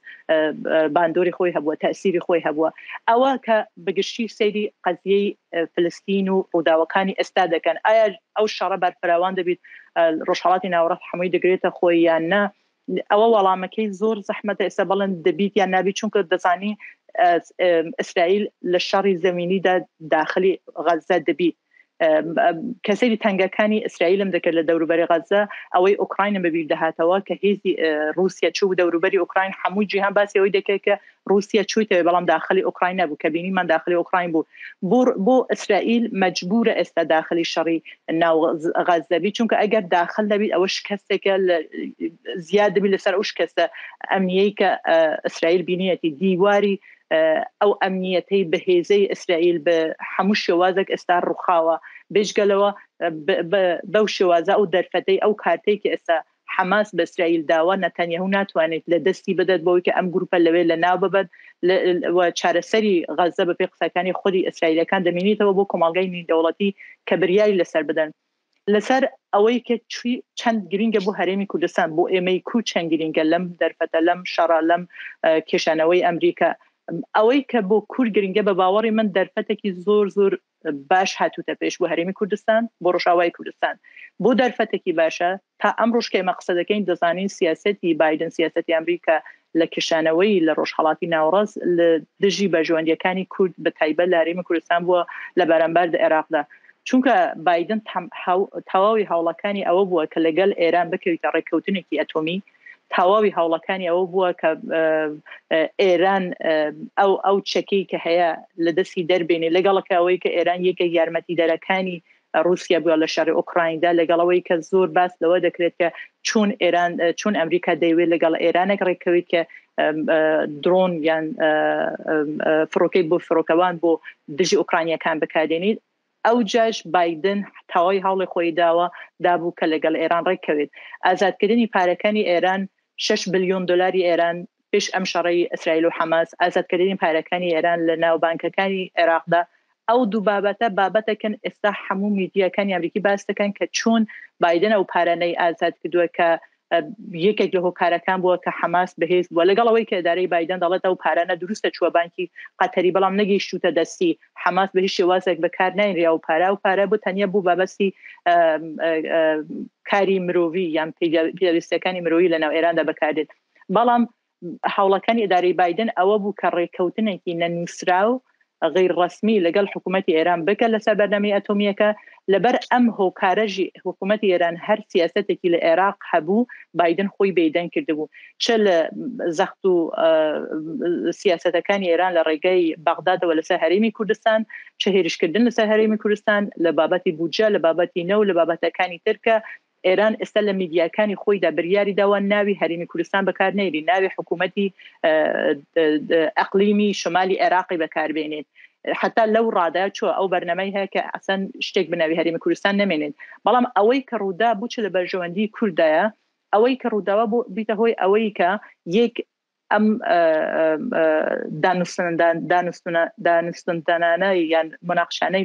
لە نێوان تاران و واشنگتن بۆ گەیشتن بە ڕێککەوتنێکی ئەتۆمی ئەوە ڕاوەستاوە بایدن به هیچ شێوازێک ئێستا ناتوانێت بگەڕێتەوە لەگەڵ ئێران لە پشت پەردەکان قسە بکات کە ڕێکەوتنێکی ئەتۆمی هەبی کەواتە ئەوەی کە بایدن کوردستان و عێراق و هەموو شتێک تەسلیم ئێران بکات بەس بۆ ئەوەی کە ڕێکەوتن لەگەڵ ئێران بکات ئێستا دەرگای داخراوە ئێستا ئەو فایلە بەستراوە بایدن ناتوانێت بەو شێوازە ڕاحەتە بتوانێت لەگەڵ ئێران کەواتە لێرە دەرفەتێک بۆ کوردستان دروستە بیت کە چوون معاملە لەگەڵ ئەم دەرفەتە ئەم کارتە بکەن ئەوە یەکێک لە کردنەوەی دەرگای بۆ کوردستان لە ماوزوعی بەغداد و هەولێردا ئەمە دەزانین کە ئێستا بەغداد بریادا بایدنش وتووە بە هیچ شێوازێک ئێمە پشتگیری ئێمە ناڵن کە هێزەکان یا عێراق بەکاردێنێت لە بەرژەوەندی ئیسرائیلدا بەڵام ئەو شتێ باوەڕی من سیاسەتە باشەی کە هەرێمی کوردستان تا ئێستا بەردووتەبەر ئەوەیە کە ئەیلامی کردووە کە ئێمە بێلایەنین پشتگیری لە مافی چارەنووسی فلەستینیەکانیش دەکەین بەڵام لە دژی هەر شەڕەکەین کوردستان دەبی بێلایەنی خۆی بپارێزیت و داوا لە ئەمریکا بکات ئەو شتانەی کە ئێستا کوردستان پێویستی پێیەتی جێبەجێ بکات یەک سیستمی بەرگری ئاسمانی بە کوردستان بدات چونکە ئەگەر شەڕێک ئێمە دەبیت ئەو داواکاریانە بکەین بێ ئەوەی کە بەرچاومان بیت ئایا شەڕ بەرەفراوان دەبیت یان نە شەڕ بەرەفراوان ببیت یان نە ئەوە بەشێکی دیکە بەڵام لە ئێستادا کوردستان پێویستە کارتەکانی خۆی لەسەر مێزدا بنێ و داوای ئەو شتانە لە ئەمریکا بکات وەکو هەڵپەیمانە کە ئەمریکا لە عێراق هەیەی و پێویستە پشتگیری بکات ئەو کارتانە ئەو داواکاریەکانی کوردستان چین بە باوەڕی من ئێستا کاتی ئەوەیە کە کوردستان وەستێکی نوێنەرەتی خۆی بنێتە واشنگتن لەگەڵ بەرپرسەکانی واشنگتن لە دانوستاندن دابیتە کارتەکانی ئەوەیە کە تا ئێستاژی ئەو بودجەیە کە ئەمریکا بۆ عێراق دەنێرید لە ڕێگای بەغدادەوە دەبیتە تەواوی ئەو هێزانە ئەو یارمەتیە سەربازیانەی کە بۆ کوردستان دێت حتا موافقەی بەغدا وەرنەگری بۆ هەرێم نایێت ئێستا دەتوانن ئەو سیاسەتە بگۆڕن بەهۆی ئەوەی کە بەغداد بە هیچ شێوازێک ناوێت پشتگیری لە ئەمریکا یان لەو شەڕەدا لایەنی ئەمریکیدا بیتە ئێستا بۆ کوردستان زۆر گرینگە ئەو ڕێگایە کات کرد لە بین ببێت کە هەموو کاتە لە ڕووی سەربازیە پێویستی بە عێراق بیت لە ڕووی دوومەوە ئێستا کوردستان ڕووی دکتۆر شکوریە برا دۆستی وەختەکەت لە بەرچاو بێتێ پەڕیوە ئەگەر کورتی کەیەوە زۆر سپاس دەکەین لە ڕووی بودجەوەش ئەگەر شەڕێک ڕوو بدات بابەتی بودجە و ساری نەوت بەرزبوونەوەکەی ئەوە کاتێکی دیکەیە کە کوردستان دەتوانێت نەوتی خۆی بفرۆشین لە ڕووی وەکو گوتم سیستمی بەرگری ئاسمانیە کە کوردستان دەتوانێت بەکاری بینێت بە هەمان شێواز لە بابەتی ڕۆژئاوای کوردستانیش تەنیا ئەکتەرێکی کە ناو سووریادا دەتوانێت لە بەرژەوەندی ئەمریکا هاوکاری ئەمریکا بیت بە هەموو شێواز کە ئەمریکاش خۆی دەزانێت و دەیپارێزی ڕۆژئاوا کوردەکانی ئەم بەشەی کوردستانن کە حکوومەتێکی نیمچە سەر بەخۆی هەیە بە باوەڕی من ئێستا کوردەکان بیلەوە نەکەنەوە کە ئایا ئەو شەڕە بەرفراوان دەبیت یان نە دووبارە دەکەمەوە ئەو شەڕە لەو کاتەی کە ئێستا دەشا لەو قۆناغا دەشا کورد دەتوانیت زۆر زیرەکانە بەکاری بینیت زۆر سپاس هەوڵمدا لە 15 دقیقە بەڵام بابەتەکە برادران پێش من حەو بابەتێکیان باس کرد هەوڵمدا بە شێوازێکی گشتی باسی هەمویان دەبێت زۆر سپاس دەکەین هیوادارم تۆ دکتۆر ئیدریس ئەحمەدی لەگەڵمان بمێنەوە چەندان جارەگۆرای ئێوە زۆر باش نییە و داوای لەگەڵتان بکەین بەس دەنگی ئێوە لێرە زۆر باش جا ئێستا دەنگت باشە چونکە مایکەمە زۆر سپاس بەڕاستی تەمان مەسەلەی جەنگی غەزە یا جەنگی نێوان حەماس و ئیسرائیل ڕووداوێکی گرنگە هیواداری نەگەر تەسیراتی ایجابی بۆ سەر ئێمە بۆ سەر هەرێمی کوردستان نەبێ تەسیرات و کاریگەری سلبیشی نەبێ تەمانە بە ڕێزانە لە زۆر ڕۆوە ئەو جەنگە و کاریگەری جنگەکە هەڵسەنگان ڕاستی من نامەوێ باسی ئەوانە بکەم یاخود لەو گۆشەنیگایەوە باسی جەنگەکە بکەم نەمەوێ لە گۆشەیەکی فراوانترەوە داخلی هۆکاری جەنگەکە و ڕەنگە تا ڕادەیەکیش کاریگەری جەنگەکە لەسەر ناوچەکە و لەسەری ئەمە هەموو ئەو داوای لەبەرتەکەم کاک سەرۆگە 5-6 دقیقەم بدەیتێ بە کورتی ئەوەی کە ئەمەوێ دەری بڕۆم بەڕاستی جگە لەو هۆکارانی کە ئەو بە ڕێزانە باسییان کرد ڕاستی کە پاساوی گرنگێن بۆ نمونە ژیان و گوزەران لە غەزە گەلی فەلەستین لە غەزە هەمومان دەزانین کە لە چ دۆخێک ئاژی و لە چ بارودۆخێکی خراپی گوزەران ئاژی و ئێمە ئەزانین کە قەزیە فەلەستینی وەکو قەزیەکی ڕەوایە و وەکو دکتۆریش باسی کرد باشترین تعبیر لە ڕێی لە بۆچوونی هەرێمی کوردستان و تا بۆچوونی پارتی دیموکراتی کوردستانیش جنابی سەرۆکی هەرێم لە دیداری مێری دەریبڕی کە ئێمە بەڕاستی لەگەڵ دەوڵەتی فەڵەستینین و بوونی کنسۆلگەری دەوڵەتی فەڵەستین خۆی لە خۆیان نیشانەیەکە کە ئێمە لەگەڵ دەوڵەتی فەڵەستین و پشتگیری دەوڵەتی فەڵەستین و گەلە فەلەستینەکەین. ئەوەی من ئەمەوێ بڵێم کە بەڕای شخصی خۆم ڕەنگە هۆکارێکی ڕاستەوخۆ سەرەکی بێ لە عفو بەرپاکردنی ئەو جەنگە مەسەلەی ئەوەی پێی دەوترێ ئەبراهام ئەکۆرد. ئەبراهام ئەکۆرد کە لەمە پێش بووە و لەوەش گرنگتر ئەگە هەمون لێگومان کە بەشێکی زۆرتان متابعی ئەو یاداشتی لێک تێگەیشتنەیە ئەو ڕێکەوتنەتان کرد لە نیو دەلهی کە لە سەرەتای مانگی نۆ لە نۆی نۆ بیزار لە بینی هیندستان، ئەمریکا، سعودیە و ئەوروپا EU یۆنێری EU کە لێوە بوو ئیمزا کراوە. ئەمە ئەگەر لێ وەربینەوە بە ورتر تێبێڕوانین پرۆژەیەکی یەکجار گەورەیە، کارێکی یەکجار گەورەیە. حتا بایدن خۆی لە کاتی ئیمزاکردنی مزەکەرەکە وتی it's a big deal لەلایەن کەسێکی وەکو سەرۆکی ئەمریکاوە پرۆژێکی وا بنرخێنرێ، معنایە گرنگی و ئەهمیەتێکی استراتیجی لە ڕادەبەدەریە. بۆچی؟ تەبەن لێرە مەجال نییە بەڕاستی زیاتر و ورتر باسی ئەو مۆزوع بکەین. ئەو پرۆژەیە ناڵم بە پلەی یەکەم، بەڵام تا ڕادەیەکی زۆر ئەزانم جەڕسی ریاض تا ڕادەیەکی زۆر منافیسی Belt and Road Initiative چاینایە. Belt and Road پرۆژەیەکە کە 10 ساڵەمەوە پێش لە ساڵی 2013 ئەلان کرا، تا ئێستا چین $1 تریلیۆن خەرج کردووە، لەگەڵ 150 دەوڵەت ڕێکەوتنامەی ئیمزا کردووە، تەنانەت نەک دەوڵەتانیان ناوچەیە، لەگەڵ دەوڵەتانی ئەوروپاش، لەگەڵ هەندێک لە دەوڵەتانی ئەوروپا لەوانە ئیتالیا پرۆژەی گەورەی ئیمزا کردووە بۆ بەرهێنان و قەرکردنی پارێکی زۆر. طبعا ئەمە زۆر دەمێکە بە تایبەتی لە وەرتەی ئیدارەی بایدن هاتووە، بە تایبەتی بلینکن زۆر بە جددی ئیش لەسەر پرۆژەیەکە کە بەرامبەر بەو پرۆژەیە بوەستێت، یا بەلایەنکەمەوە کاریگەریە نەگەتیڤەکانی ئەو پرۆژەیە لەسەر ڕۆژهەڵاتی ناوەڕاست کەم بکاتەوە، دەسەڵاتی چین و هەژمونی چین لەم ناوچەیە کەم بکاتەوە. ئەوە یەک. دوو پرۆژەیەکی گەورە، ناڵم گەورەتر بەس گرنگ هەیە کە لەمەوە پێشتر پێ دەوترا درای کەناڵ ڕۆد، کەناڵی وشک، ڕێگای کەناڵی وشک، گەیاندنی فاو بە تورکیا. تامان ئەم پرۆژەیە عێراق متابعەیەکەن، عێراق زۆر بە جددی و سەرۆکوەزیرانی عێراق زۆر بە جددی ئیشی لەسەرەکە. تورکیا و بەتابعی سەرۆکۆماری تورکیا، ئەمە لە ماوەی سەفرێکی تورکیامان کرد تقریبا 20 دقیقە قسەی کرد سەرۆکی تورکیا، 15 دقیقە باسی ئەو پرۆژەی کرد. یعنی ئەمەنە بەلای تورکیاوە گرنگە، بەستنەوەی کەنداو لە ڕێگەی عێراقەوە بە ئەوروپا. تەمان ئەمە بۆ ئەمریکا زیان یەکجار گەورەیە لە ڕووی استراتیژیەوە. ڕاستە تا ئێستا بە شێوەیەکی ئاشکرا دژی ئەم پرۆژەیە نییە، بەڵام دەزانێت سوودمەندی یەکەم احتمالی عێراق بێت، بەڵام سوودمەندی یەکەم ئێران دەبێت دەرچێت. لەبەرەوە ئەم نایانوێ ئەم پرۆژەیە جێبەجێ بکرێت. ئەی بەدیلی ئەم پرۆژەیە چییە؟ بەدیلی ئەم پرۆژەیە بەستنەوەی کەنداوە لە ڕێگەی هیندەوە، هیندستانەوە بە ئیسرائیل بۆ ئەوروپا. تورکیا دژێتی، لەبەرەوەی تەمان تورکیا پراوێزەکرێت تورکیا دژێتی، چونکە هەب یا کە ئەچێتە ئەوروپا ئەم پرۆژەیە ئەچێتە یونان منافیسێکی گەورەی تورکیا، لەبەرەوە بە هەموو شێوەیە ئەوڕەدا ئەو پرۆژەیە جێبەجێ دەبێت. ئەمە ناحێ ئابووری. طبعا ئەم پرۆژەیە کە باسم کرد تەنها مەسەلە بازرگانی نییە، هایدرۆجین کە لە وڵاتانی کە ڕۆژیان زۆرە، هندستانە، کەنداوە، ئێرەیە، لە ڕێگەی سۆلەر محەڵتەتی دانانی بڵێن تاقی شەمسی هایدرۆجین دروست دەکات. هایدرۆجین تاقی مستەقبەلیە، تاقی داهاتووە، وزەی داهاتووە. کۆریدۆرێک یا بۆری ئەلاساس لەم مەنتیقانەوە بدەن بۆ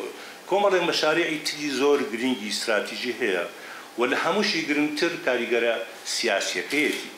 بەستنەوەی کەنداو بە ئیسرائیل، ئاشکردنەوەی دەوڵەتانی عەرەب باش زۆر سپاس دەدووە ماوە سپاس ئەگەر شتێک ماوە کاک طبعا وقتم ام موضوع براسي قصه زور هەڵەگرێ لێ بڕینەوە زۆر وەرەگرێت تاشە ڕادێک کاریگەری لەسەر ئێمە هەیە تاشە ڕادێک ئەو پرۆژەی کە پێ دەوترێت طبعا لەمە خێرا ئەوەی کە پێ دەوترێت کەناری وشکانی ناینرا the great development road ناوەکەی گۆڕاوە طبعا بۆ یاخود بە عراقی بێڵم طریقە تەنمیە لە وەساتی ئێرە بۆ ئێمە زەرەری زۆرە چونکە بایپاسی کوردستانی کردو چونکە عێراق بە تورکیاوە بستێتەوە بەبێ ئەوەی بە هەرێمی کوردستانە تێپەڕێت لەبەرەوە زیانێکی گەورەی بۆ ئێمە هەیە و سەرکەوتنی ئەو پرۆژەی کە باسم کرد کە پێدەوری ڕێڕەوی ئابووری هیندستان ڕۆژهەڵاتی ناوەڕاست ئەوروپا ڕاستە ڕەنگە سوودێکی ڕاستە و خۆی بۆ ئێمە نەبێت بەڵام زیانێکی بۆ ئێمە نیە لەو ناحیانەوە ڕەنگە ئێمە ئەگەر بە شێوکی ورتر بی لێ بکەینەوە سەرکەوتنی ئەو پرۆژەیە قازانجێ بێ نامێ ئەوەش بڵێم ئەم بەشێکە لە ئەو دەستپێشخەرەی کە لە ساڵی 2005 2004 2005 ئەمریکا لە سەردەمی جۆرج بوش ڕایانگەیان بە ناوی Greater Middle East Initiative طبعا Greater Middle East Initiative لەبەرەوە هۆکارانێکم وەزانی شکستیەنا بەڵام ئەمە دیسانەوە زیندووکردنەوەیەکی ئەو فکرە و ئایدیایەکە هەیە قسەی تر زیاتر ڕێک زۆر سپاس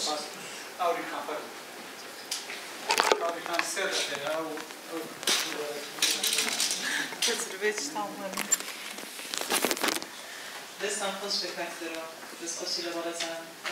دکتۆر ئەحمەد موجەدینی و بەڕێز دکتۆر شێخزاد مختار دەکەم خێراتنی بەڕێزان دەکەم من دەمەوێت سەبارەت بە هەرێمی کوردستان لێکۆتەکانی ئەم جەنگە تەنها سەبارەت بە خۆمان چونکە ئێمە وابزانم لە دوای نازانم لە دوای گەلی فەڵەستینەوە یان لە پێش ئەوانشەوە بۆ نەهامەتی و بۆ ئەو زوڵم و زۆرەی کە بەرامبەرمان کراوە دکتۆر ئەحمەد موجەدینی باسی ئەوتان کرد کە سەدەی 21 سەدەی ئاین دەبێت لێرە پرسیارێک دروست دەبێت ئایا هەرێمی کوردستان لەکوێ ئەم هاوکێشەدایە هەر وەکو لە کۆمی ئێستاشدا ئەو دەبینین عەرەبەکان ئاینیان خۆستۆتەوە بۆ بەرژەوەندی خۆیان ئایا گەلی کورد کەی ئەمە دەکات و پرسیاری دووەمیشم کە باسی ئەوتان کرد دابەشبوونی ڕۆژهەڵاتی ناوەڕاست ئایا بەبێ جەنگ ڕوو دەدات سپاس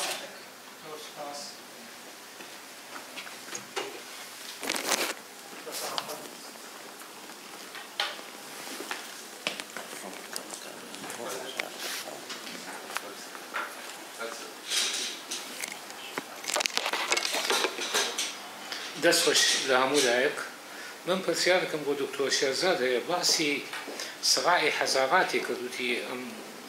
هینە بینی 7,000 و ئەوانە ئەمجا لەوەیان تێ نەگەیشتم سڕاعی حەزاغا بینی رووسیا و ئوکراینە چییە؟ جەنابەت باسی کاسولیک و ئۆرتۆدۆکست کرد ئەمجا ئەوەی من بەپێی معلوماتی من زۆربەی ئۆکرانیا ئەوانیش ئۆرتۆدۆکسن و رووسیاش خۆشی ئۆرتۆدۆکسە ئەمجا ئەگەر توضيحك من بيت سباس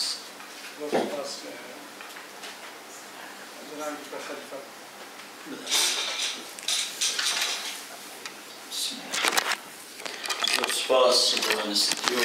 سپاس و ڕێز بۆ هەر چوار قسەکەرەکان ئێمە زۆر گرنگە ئەمە حەدەسێکی فعلەن زۆر گەورەیە تەأسیریش لەسەر عامی منطقە هەیە نەتایجی ئەم شەڕە چۆن بیت هەر لەوەش بوەستێت گەورەتر بیت ئەوە ببێت طرفێک هەست بکات انتصار بوانە حەدەسێکی گەورەیە تەأسیر لەسەر منطقە هەیە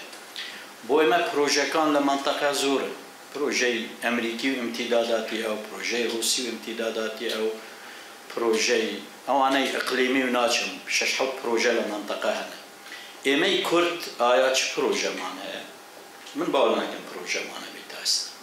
ئەگەر پرۆژەمان نییە چۆن دیڕاستەی ئەو پرۆژانە بکەین جێگای ئێمە لەناو ئەو پرۆژانە چییە و چۆن بتوانین شتێکی وا بکەین لە ئاستی قەزیی خۆمان ببین و ئەوراقی خۆمان کۆ بکەینەوە من سوپاستان دەکەم کە ئەو دەرگاتان کردەوە بەڵام ئینشاڵە سمینارێکی بێت زیاتر باسی پرۆژەی کوردی کوردستانی لە نێو ئەو پرۆژانە نقطەی دوو دڵم نایەت زۆر تعلیق بدەم خوشکی بەڕێزم دکتۆرە شوکریا راسته لە واشنطن دادەنیشی بەڵام حماس داعش نییە حماس تیرۆریست نییە حماس حرەکەکەی مقاومەیە وەکو هەر حرەکێک احتیمالە ئەخطائی هەبیت ئێمە کەس تەقدیس ناکەین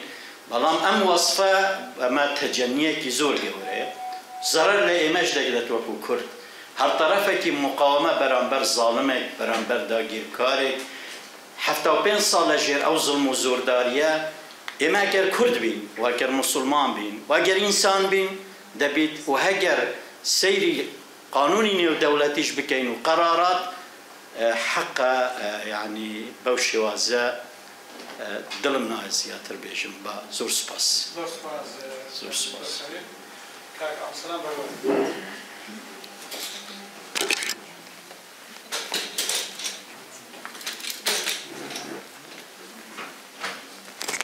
دەستخۆشی لە ئێوەکەم زۆر زۆر سپاس بۆ مەستەفا بەڕێزان هەر چوارێم بەڕاستی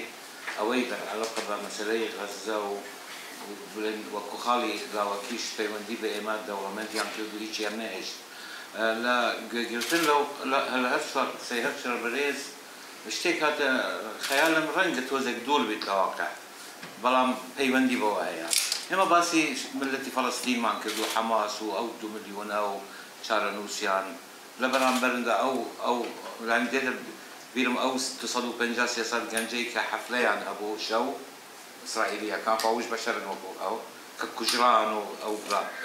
لێرە من ئەلێم باسی ئەومان نەکرد کە پەیوەندی نێوان بڕیارەکانی دەستەبژێری سیاسیان سەرکرداسی سیاسی کاریگەریان لەسەر خودی ملەتەکەی خۆیان لە ئەنجامی وەرگرتنی یان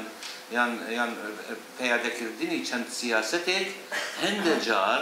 شێوازی کارکردنیان ئەبیتە هۆی ئەوەی تو دەرفەت بدەی بەهانە بدەیە بە دژمنی زاڵمی تو کە بەڕاستی زەرەرێکی گەورە بگەینتە ملەتی تۆ نەتیجەی ئەو سیاسانەی هەتا بۆیە من ئەو پرسیارەکەم شکر ئێمە لە کوردستانی شەوشتە حال دەمان هەیە یعنی ئێمە دووسێ پارچەی کوردستاندا گیرکەری هەیە زۆڵم هەیە ئینکار هەیە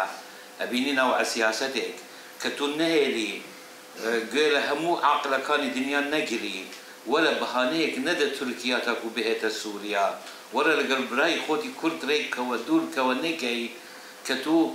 هەموو ڕۆژ بشی قۆمبلەیەک لە ئەنقەرە ئەتەقێت وز بە ساکت بە کەچی هەمان ڕۆژ تو ئیعلانەکەی منم وەرە بە درۆن لێم بدە لەنەو خۆم لە کوردستانی عێراقش نامۆیە لەبەر حەسەن توازە باسکەم ویست لە هەردوو بەڕێز کە اختصاسیانە زیاتر هەر سیاست و سیاسەتی دووەری و سیاستکردنش ئەم معادلەیە زەحمەتە کە بزاوێک نوێنەرایەتی قزیەکی ڕەوا ئەکات بەڵام لە ئەنجامی سیاسەتەکانی و شێوازەکانی بەبێن دیفاعکردن لە قزیەکەی خۆی بەهانە بدەتە دژمنی خۆی ناحەق کە هەندە جار خەڵک بکەنە دوور بکەن لە تۆ لە قەزیەی تۆ سپاس زۆر سپاس کاک ئەوسەلام ئێستا پۆشاهێنی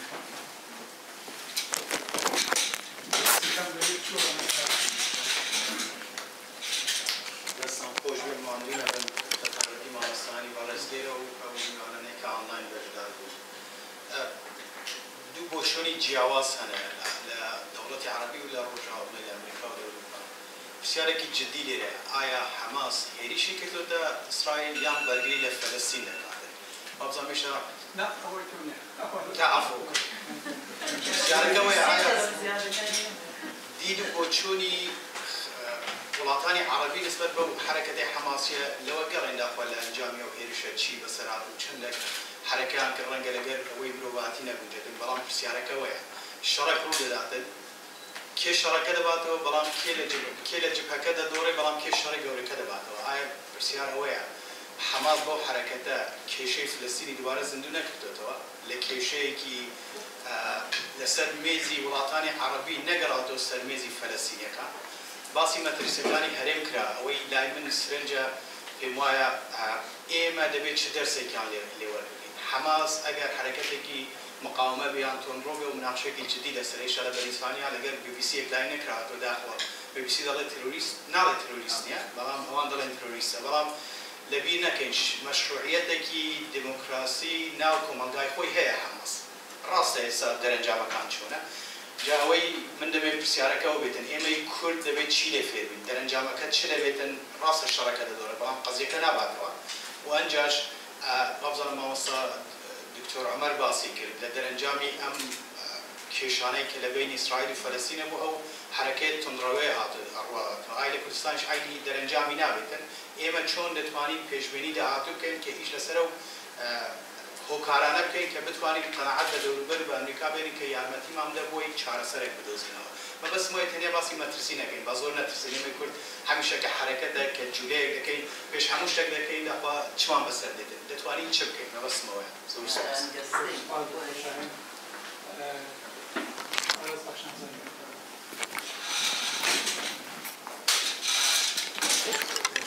زۆر سپاس بۆ ئینستیتیوتی تۆژین و گەشە پێدان زۆر سپاس بۆ کاکسەرۆ کە ئەم دەرفەتەی بۆ ڕەخسانین بەڕاستی من ناچمە ناو تەفاسیلی ئەوەی کە ئێستا هەیە لەم وایە هەموو زۆر گەمان لە ینی ئەخبار و تەقیمیشی ناچمە ناوی ئێستاش کە کاتی زۆرەوێ یەک جملە ئەڵێم هەتا قەزیەکی ئاوا هەبێ بەعادلانە حەل نەکرێ منطقەی ڕۆژهەڵاتی ناوەڕاست هەروە ئەبێ وەکو چۆن قەزیەی کورد ئەگەر بەعادلانە حەل نەکرێ عێراق قەت ئیستیقرار ناکات منش پێم وایە ئەوەی ئێستا لە بینی ئیسرائیل و هەتا ئێستا حەماسە هەیە ئەگەر هیچ شتەشەنە نەکا بە دڵنیاییەوە تەسیری ئەبێ و ئەگەر پرۆشکێکی زۆر کەمیش بێ و ڕەنگە بەعزێکتان لەو بەڕێزانە لە دیداری مێری بوون من بە عەمدی ئەو پرسیارم لە جەنابی سەرۆکی هەرێم کرد من ئەو پرسیارم کرد و وەڵامی دایەوە بۆ ئەوەی عەلە الئەقەل لەناو خۆمانە باسێک هەبێ موقفێک هەبێ بەڵێ بەڵێ بۆیە منیش پێم وایە یعنی وەزە ئەوە هەشت چەند ڕۆژە شەڕە تا ئێستا شتیوان نەبووە یعنی لەگەڵ ئیسرائیلە بۆیە پێویستە ئێمە ئامادە بین بەڵام ئامادە بین چۆن برادەران باسییان کرد زیاتر لە یاریزانێکی پێ ئەڵەی چی پێ ئەڵەی کاریگەری لە منتیقەکە هەیە و لەسەر هەموو عالەم بۆیە هیوادارم ئەمریکا وەکو سوپەر پاوەرێک واداننێن کە ئیتر کە ئەو وتی کۆن فەیەکون يعني بەڕاستی مع الفارق يعني لە مقارنەی ئەو تعبیرەکەوتە ئەمریکا محرکی هەرە ئەساسی دنیا نییە ئێستا هێزی تر هەیە و بەنسبەت کوردستانیشەوە یعنی هێزی تر هەیە ئەتوانین ناڵێن ئەمریکا پەڕکەین ناممکن نییەوە بەڵام ئەبێ بزانین کە هێزی تر هەیە زۆر سپاس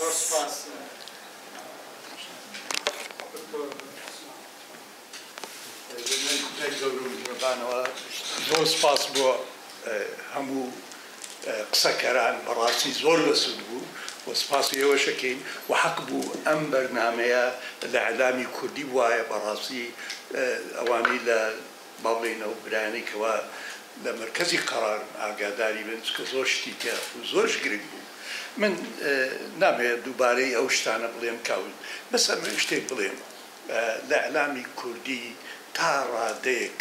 خەڵەتاوەندن هەیە کە ئەمانە حەماس چوون وەحشیانە منداڵ و ئەمانیان سەربڕی ئەوە لە ئەمریکا ئیثبات کرا ئەوە درۆ بوو هیچ ئەساسی نەبوو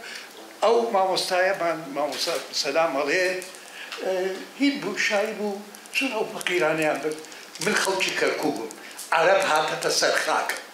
ئەبێ ئەو ژیانە دۆزەخ بکەم بۆ ئەو عەرەبانە چونکە دوو جار چانسمان داوە پێ لەبەرەوە و ئەو ژنانی کە گیران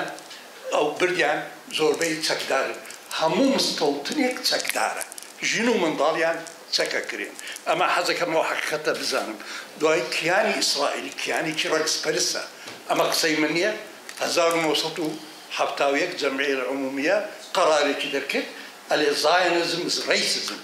ئەمە حەقیقەتە گۆڵدەمای لێ پرسن فەڵەستینەکان أنا كان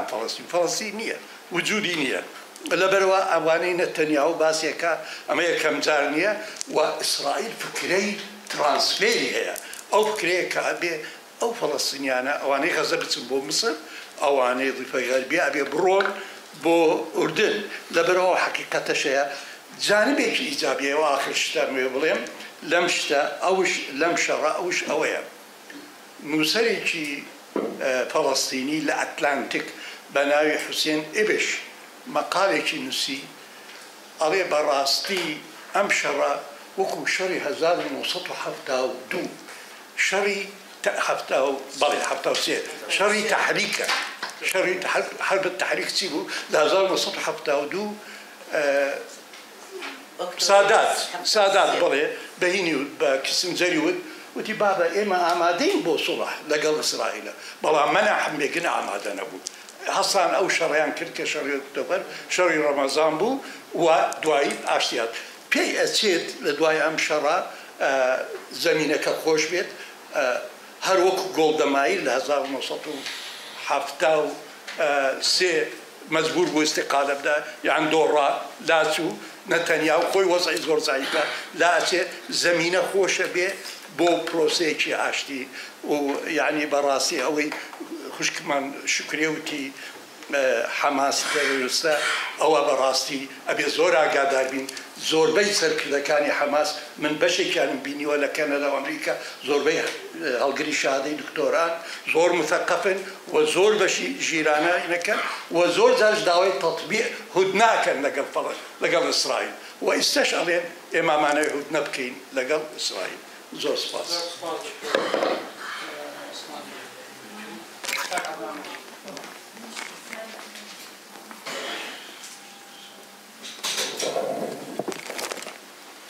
دەست خۆش کاکسەر و سپاسەوە هەردوو مامۆستای بەڕێزم مامۆستای گەورە کاکتۆر شێرزاد نزام و کاکتۆر نوورەدینی بۆ سپاس بۆ ئەو دوو دکتۆرە بەڕێزە هەرچەندە ڕەنگە من لە ئاستا نەبوون نووسین و قسەکان و توێژینەوەکانی بەڕێز کاک دکتۆر شێرزاد مامۆستای گەورەمان هەڵسەنگێنم بەڵام بەڕێز دکتۆر شێرزاد دراسەیەکی زۆر ڕاقی زۆر نایابی هەیە لەسەر ئەزمەت بیناء الدەولە لە عێراق من ئەو دراسەیە 4 جار تا 5 جار خوێندەوە هەر چێژی لێوە دەگرم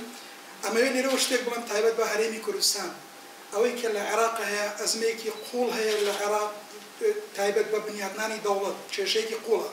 بەڵام ئێمە پێشەوەی قسە لەسەرەوە بکەین شەڕی پێمان خۆش بیان پێمان ناخۆش بێ شەڕی فەڵەستین غەزە بەرفراوانە بێ یاخود لەو چوارچێوەیە ئەمێنێتەوە ئێمە پێویستە ئەو بزانین ئەو دراسەی کاکتۆر شێرزاد ببێتە پۆڵسیەک بۆ دەوڵەت و بۆ حکوومەتی هەرێم کە ئەو کێشە قوڵانەی لە بنیادنانی دەوڵەت هەیە لە عێراق لە هەرێمی کوردستان نەبێ یعنی نابێ هەرێمی کوردستان خۆی مقارنە بکە بە عێراق بەڵکو دەبێت باشتر بێت لە ڕووی بەهێزکردنی دامەزراوەکان لە ڕووی سەروەری یاسا لە ڕووی کۆمەڵی بابەتی تر ئەوە ئەکرێ سوود لەو دراسەی وەربگیرێەوە وە گرینگە ئێمە لە عێراق باشتر بین فرسەتە بۆ هەرێمی کوردستان کە عێراق کێشەی قوڵی لە بنیادنانی دەوڵەت هەیە بەڵام لە کاتێکدا ئێمە ئەو کێشانەمان نەبێ لەبەرەوە ئێمە خۆمان ئیشکالێتێکی گەورەمان هەیە کە دەوڵەت نین ئەوە سەروی هەموو ئیشکالێتەکانە بەڵام بۆ ئەوەی چارچێوەی جیۆپۆلیتیکی هەرێمی کوردستان ئەوە دەخوازێ کە ئێمە دوو عامل هەیە بۆی هەرێمی کوردستان بە بەهێزی بنێتەوە یەکەم شەرعیەتی ناوخۆیی کە خۆی بینێتەوە لە بەهێزکردنی دامەزراوەکان لە خزمەتگوزاری لە هەندێک شتی ئاسایی وەکو کارەبا و موچە و ڕێگە و ئەوانە ئەوەی دووەم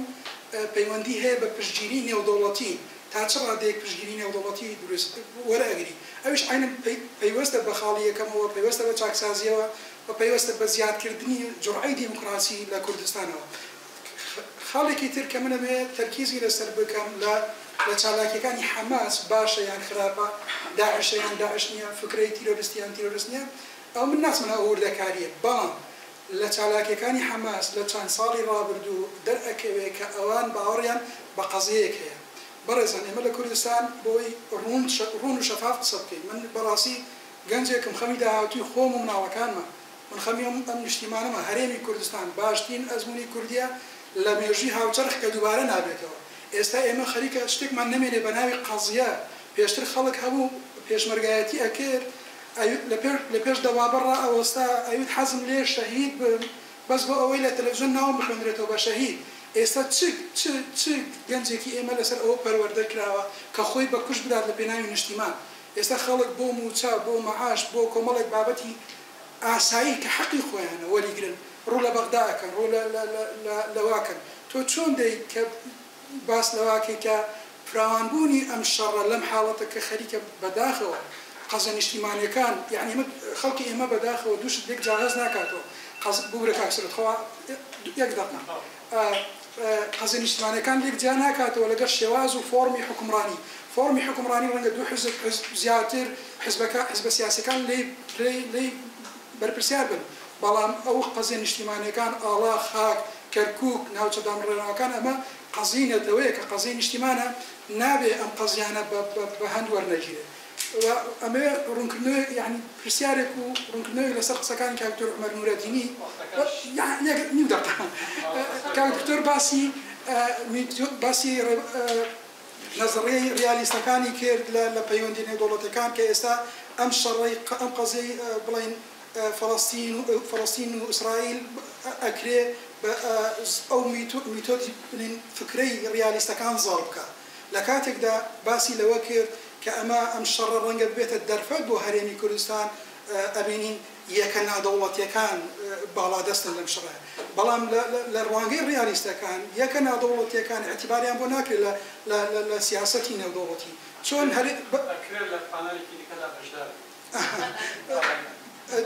بەڵێ چۆن ئەکرێ یعنی یەکە نادەوڵەتیەکان بەڕوانگەی ریالیستەکان و بۆ واقع سیاسی کە هەیە بخوێنینەوە بێتە دەرفەت بۆ هەرێمی کوردستان. زۆر سپاس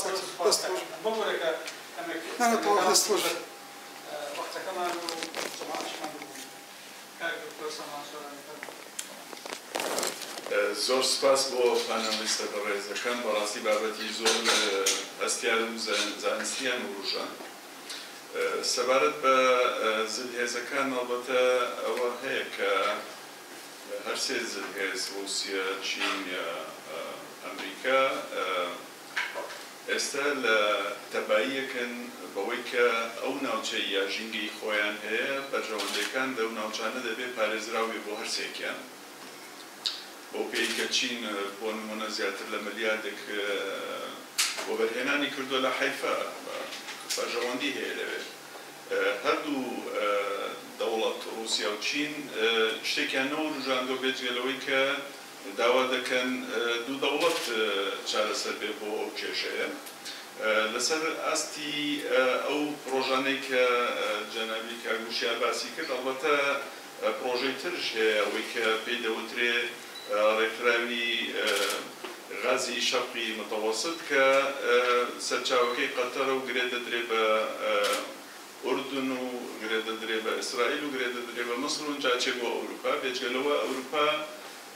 وەکێتی ئەوروپا خۆی وەکو چاودێرە، ئەمریکا چاودێرە لەو ڕێکخراوە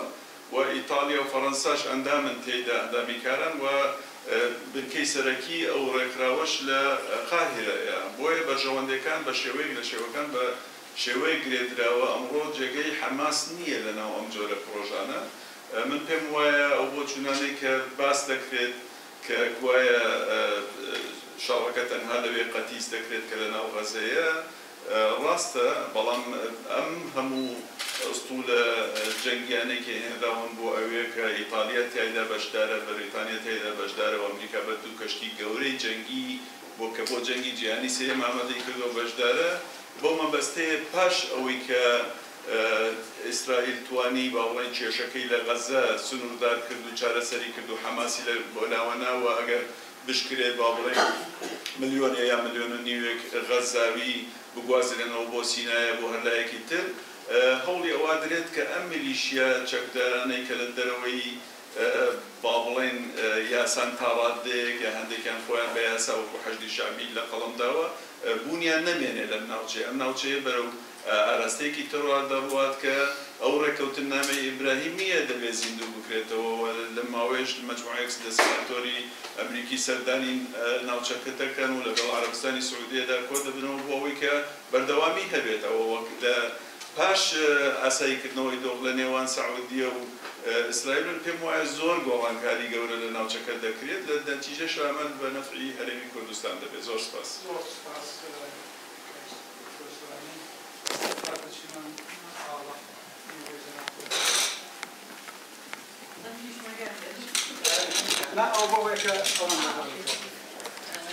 سپاس بۆ بەشداربوونی ئەو پانێڵە بە تایبەتی مامۆستای بەڕێزمان دکتۆر شێرفەر. من یەک دوو سەرنجی کورتم هەیە لەگەڵ لەلایەنێ پرسیارێکیش بێ. یەک دکتۆر عومەر باسی ئەوەی کرد کە ئەم سەدەی ئاینە من کێشەکانی ئێستا بینم بەشێکە لە ئاین نەکەم و ئاین یعنی زیاتر مەزهەبە کێشەی مەزهەبیە بۆ نمونە ئیسلام و مەسیحی شەڕیان نییە. ئێستا غەزا هەمووی ئاوارە بێ بچنە ئەوروپا یەک دەوڵەتی عەرەبی کە نوێنەری جیهانی ئیسلامی وەریان ناگرن لەبەرەوە زیاتر کێشەی مەزهەبە نەک ئاین. هەروەها لە مەسەلەی ئەکتەری ناودەوڵەتی لەوەیە زیاتر ئەوە کەم پرسیارە ئەکتەری ناودەوڵەتی وەکو دکتۆر عومەر باسی کرد کە ئێستا لەم شەڕەیە دەوریان هەیە بەپێی بۆچوونی خۆم کە ئەکتەری ناودەوڵەتی دەوریان لە ڕووی قانونی و سیاسیەوە تا ئیکۆنۆمیشە گەڕاوەتەوە پاشەوە ئەوەش خراپە بۆ ئێمە ینی دەرفەت کەمەکاتەوە لە ڕووی شەڕ و سێکیۆریتیەوە کە ئێمە پێمان ناکرێت لەوەیە بەشدار و هاتوونەتە پێشەوە. ئایا ئەمە ناکە ئەوەی کە ئێمە دەرفەتمان کەمە بێت نەک دەرفەتمان زیادە بێت لەبارەی ئەوەی کە هەرێمی کوردستان بەڕاستی وەکو بۆچوونی خۆم کە لە زۆر خوێندنەوەیە پێگەیشتم هەرێمی کوردستان ناتوانێت لە نێوان هێزەکانە یاری بکات یەتوانێت سوودێکی کەم وەرگێت لە هێزە جیاوازەکان بەڵام ناتوانێت یاری بکات لە بینیانە بۆ هەرێمی کوردستان بڕاوەتەوە کە ئەمریکایە بە چاک بکات. لەبارەی هەرێمی کوردستان و هەڵوێستی لەم شەڕە بەڕاستی من پێم ئەوەیە هەرێمی کوردستان زیاتر لە ناوخۆی خۆیان هەوڵی وەڵامدانەوەی ئەو بارودۆخە بکە چونکە ئەو کۆمانەزانین هەرێمی کوردستان لە ڕووی بە تایبەتی ڕایگەشتیەوە بۆ قەیران ریسپۆنسیڤە یعنی لەوانەیە بەهۆی هەواڵێکەوە هەموو وەزعەکە تێکچێت بارودۆخی ناوخۆی خۆی ڕێکخە نەک سەیری لەوانێ شەڕەکە لە شوێنی خۆی نەمێنێ بکوژێتەوە بارچۆنێک بێ چارەسەر بکرێت یاخود گەورەتر بێت بەڵام کێشەی کوردستان زیاتر بارودۆخی ناوخۆیە بەنسبەت ئەو کێشانی ئێستا لە ڕۆژهەڵاتی ناوەڕاستەوە سەری هەڵداوە لەوانێ باسی پۆلەرایزیشنی دنیاە جەمسیرگیریەکە بکرێت من بە بۆ چوونی خۆم زیاتر کێشەی هێزە گەورەکانیە بۆ نمونە لەلایەنەی ئەمریکا و چین ئەوان ئێستا لەو شەڕەیە دەوری معالج زیاترە بینن کێشەکە گۆڕانی وەکو بڵێ خەریتەی سەکیورتی ڕۆژهەڵاتی ناوەڕاستە کە هاتنە پێشەوەی ئێران و تورکیا بە دەرەجەی یەک ئەوانن کە ئێستا ئەم بارودۆخەیان زیاتر دروست کردووە هێزە گەورەکان زیاتر دەوری معالجە گەڕن تا ئێستا یعنی لەوانەیە لە بارودۆخێکی داهاتووە بگۆڕێ. زۆر سپاس.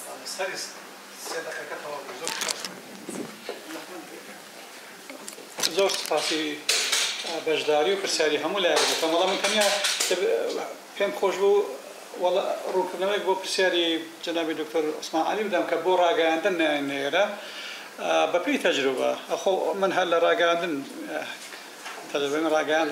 ڕاگەاندنی کوردستان بێت ئەو شوێنانە دەبتە زرمەزلێ یعنی شتێک نامێنێ بە ناوی بیرکردنەوە و بە ناوی دراسات و دەیان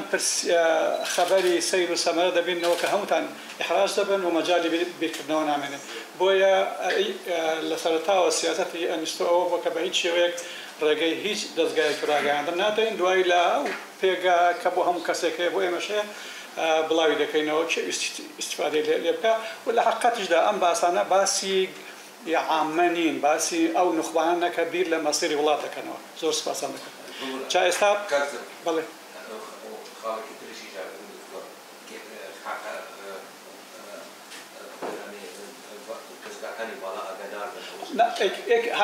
سیاسەتی دووەمی کاری دووەمی ئێرەوەیە هیچ دانیشتێک نییە کە سەرکردایەتی کورد بە حکوومەت و حیزبەوە تێدا بە باشی ئاگادار نەبن جا چەندی گوێ دەگرن کەیفی خۆیانە. ئێستا ئێمە مەجالی دووەم دەدەین بە جەنابی دکتۆر شێرزاد و هەرسێک دکتۆری تر ئەڵێن 5 دقیقە بەڵام ئەگەر پێویست بوو زیاتریش.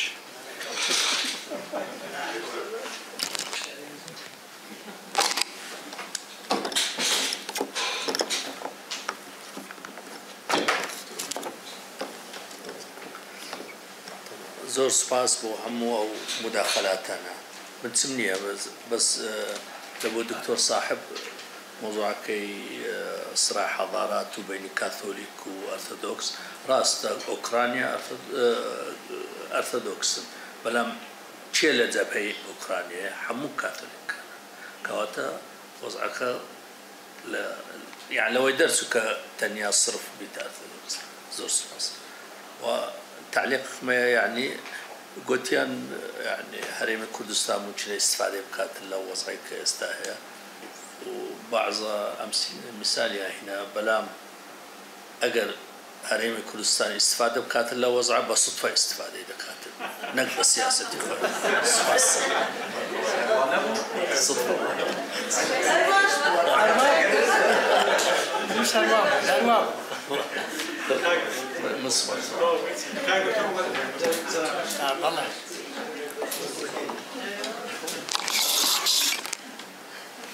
زۆر سپاس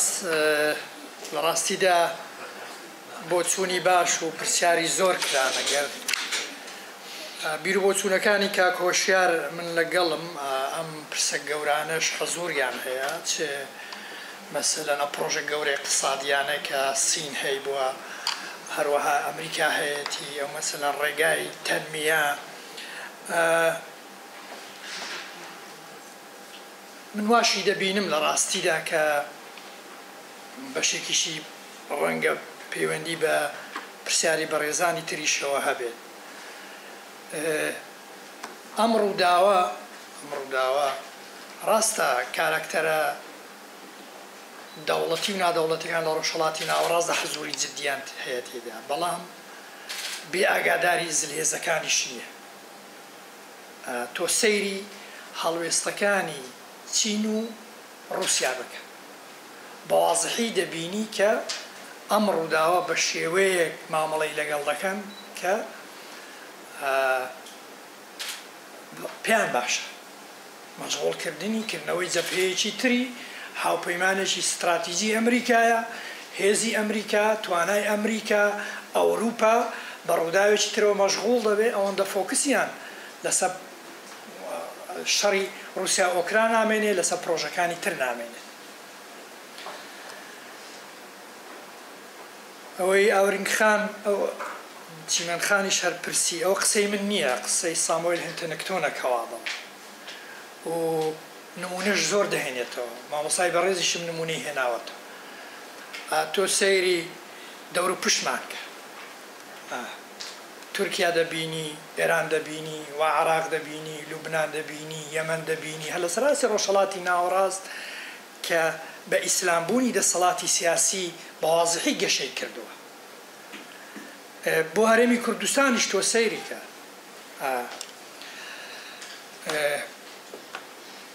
کاریگەری ئیسلام و بەهێزبوونی حیزبە سیاسی ئیسلامیەکان لە هەرێمی کوردستان بە بەراورد لەگەڵ 25 ساڵی ڕابردوو زیادی کردووە یا کەمی کردووە زیادی کردووە لە هەرێمی کوردستانیش ئەوە دەبینی لە سەراسی ڕۆژهەڵاتی ناوەڕاستیش دەیبینی و هەنتێکتۆن دەڵێ هێڵی جەنگ لە داهاتوودا ئەو هێڵانن کە ئاینەکان لێک جیا دەکاتەوە ئەوێ هێڵی پێکدادانە هی شارستانیەتەکە و دەبینی مەسەلەن ئەگەر تەفسیرێک بۆ 11 سپتەمبەریش کەی هەماش ئەوەی ئێستا لە غەزەش دەیبینی دیسان هەر ئاین لە پشتێتی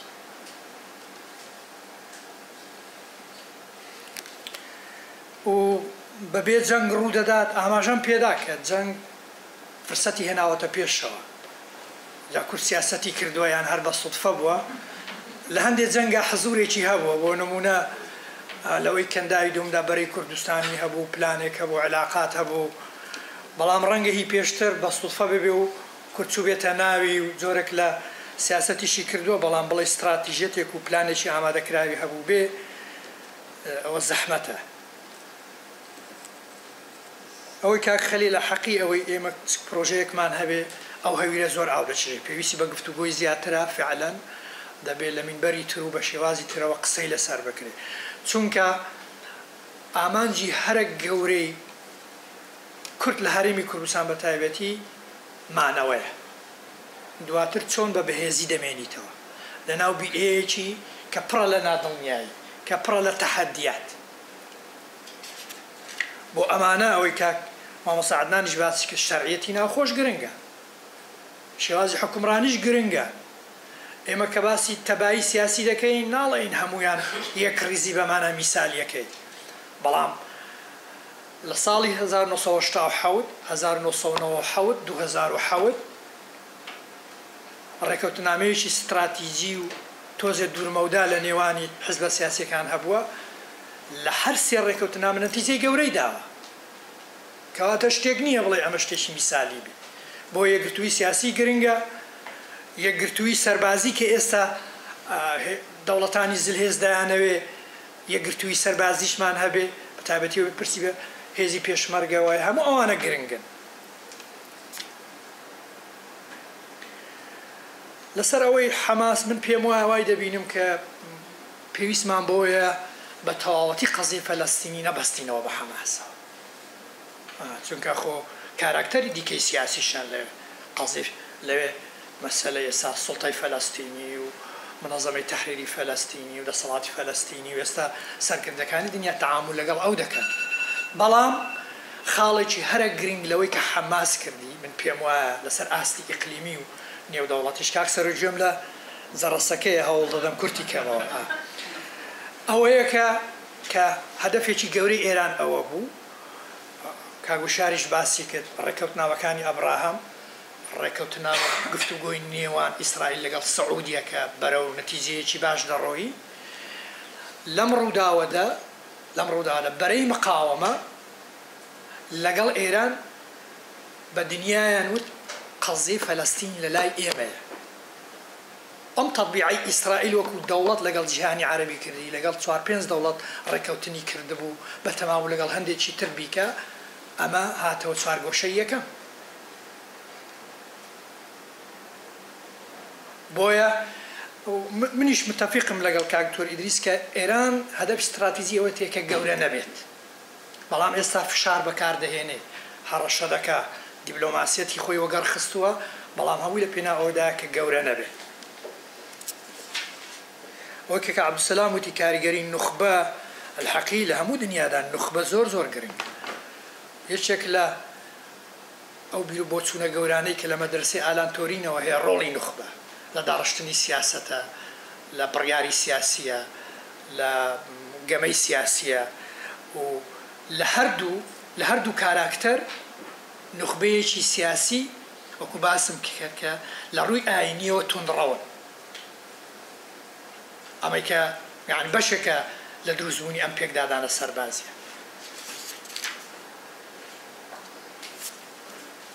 ئەوەی کاکتۆر شاهین تەسەوڕ دەکەم شتێکم باس کردبێ مەسەلەی بە ئێران و ڕۆڵی رووسیا و سین طبعا لە ڕۆژهەڵاتی ناوەڕاستە و لەو سراع و ململانایانی هەن حەز بە گۆڕانێکی گەورە کاکسەرۆ لە سیاسەتی دەرەوەی سین دەکرێت کە جاران سین نەدەهاتە ناو کێشەکانەوە زیاتر لە دەرەوە دەوەستە بەڵام ئێستا دیبلۆماسیەتی سین وەزیری دەرەوە ئەم ماوەیە چەندین ئیتساڵاتی کردووە لەسەر ئەم ڕووداوە بە شێوەیەک ڕەئیان هەیە موقیفیان هەیە ئەمە کاریگەری بێگومان لەسەر کە ڕێکەوتنامەیەکی 25 ساڵی استراتیجی لە نێوان سین و ئێرانیش هەیە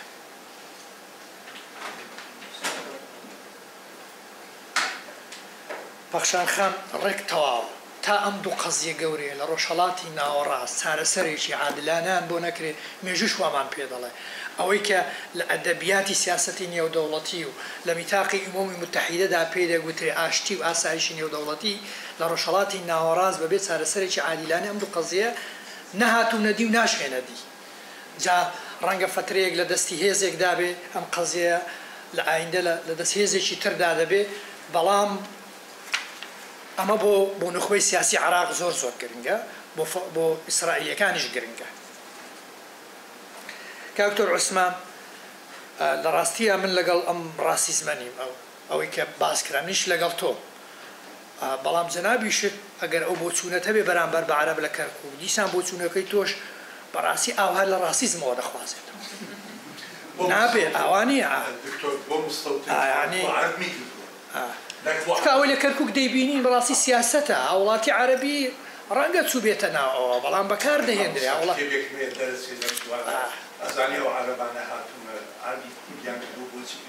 مامەسا عەدنان من بۆ خۆم وتم لە ناو خوێندنەوەی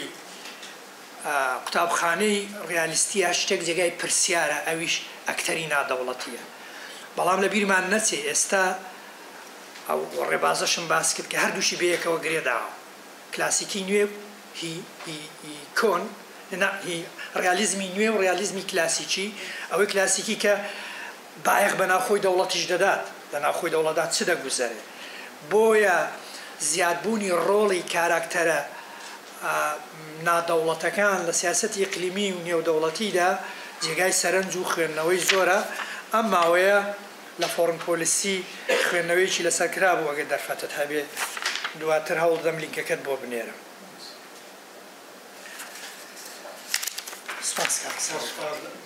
هیوادارم هیچم لەبیر نەچوو بێت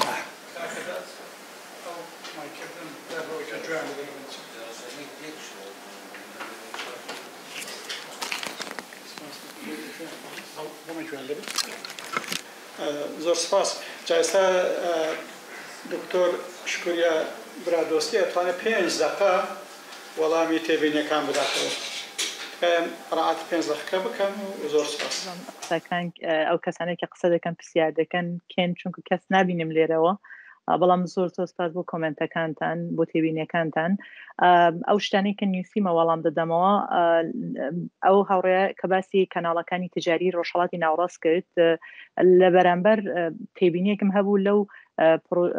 کاناڵە تجاریەی لە نێوان تورکیا و عێراق هەیە کە لە بەندەری فاوا و دەچیتە بۆ تورکیا ئەو دروستە ئەو کاناڵە تجاریەکە دژی هەرێمی کوردستانە هەڵدەدات هەرێمی کوردستان دوور بخاتەوە دەوری لێدات بە ینی ئەو پەیوەندی ئابووری نێوان هەرێم و تورکیا قەتع بکات لە بەرژەوەندی بەغدادا بەڵام ئەوە لە بەرژەوەندی ئێراندا نیە ئێران و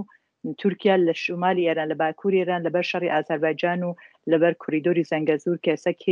کێسێکی زۆر گەورەیە بۆ ئەم دووڵاتە لە بەرامبەر یەکتەڕاوەستانە شەڕێکی زۆر گەورەیان لەوێ هەیە کە من پێ دەڵم شەڕی ساردی تورکیا و ئێران لە ناوچەکەدا بابەتێکی نوێم هەیە بەو زوانە لە واشنگتن ئینستیتیوت بەڵاو دەبیت دەتوانم بۆ ئینستیتیوت بنێرمەوە بەڵاو بکەم باسی کێشەی تورکیا و ئێران بە تاوەتی کە بن بە جەنگی بە شەڕی ساردی باسەکەم بە تاوەتی تێدا هەیە کە بۆچی هەم ئازاریەکان و کوردەکانی ناوخۆی ئێران شەڕی سووریا شەڕی عێراق ئەو شەڕی ئازەربایجان و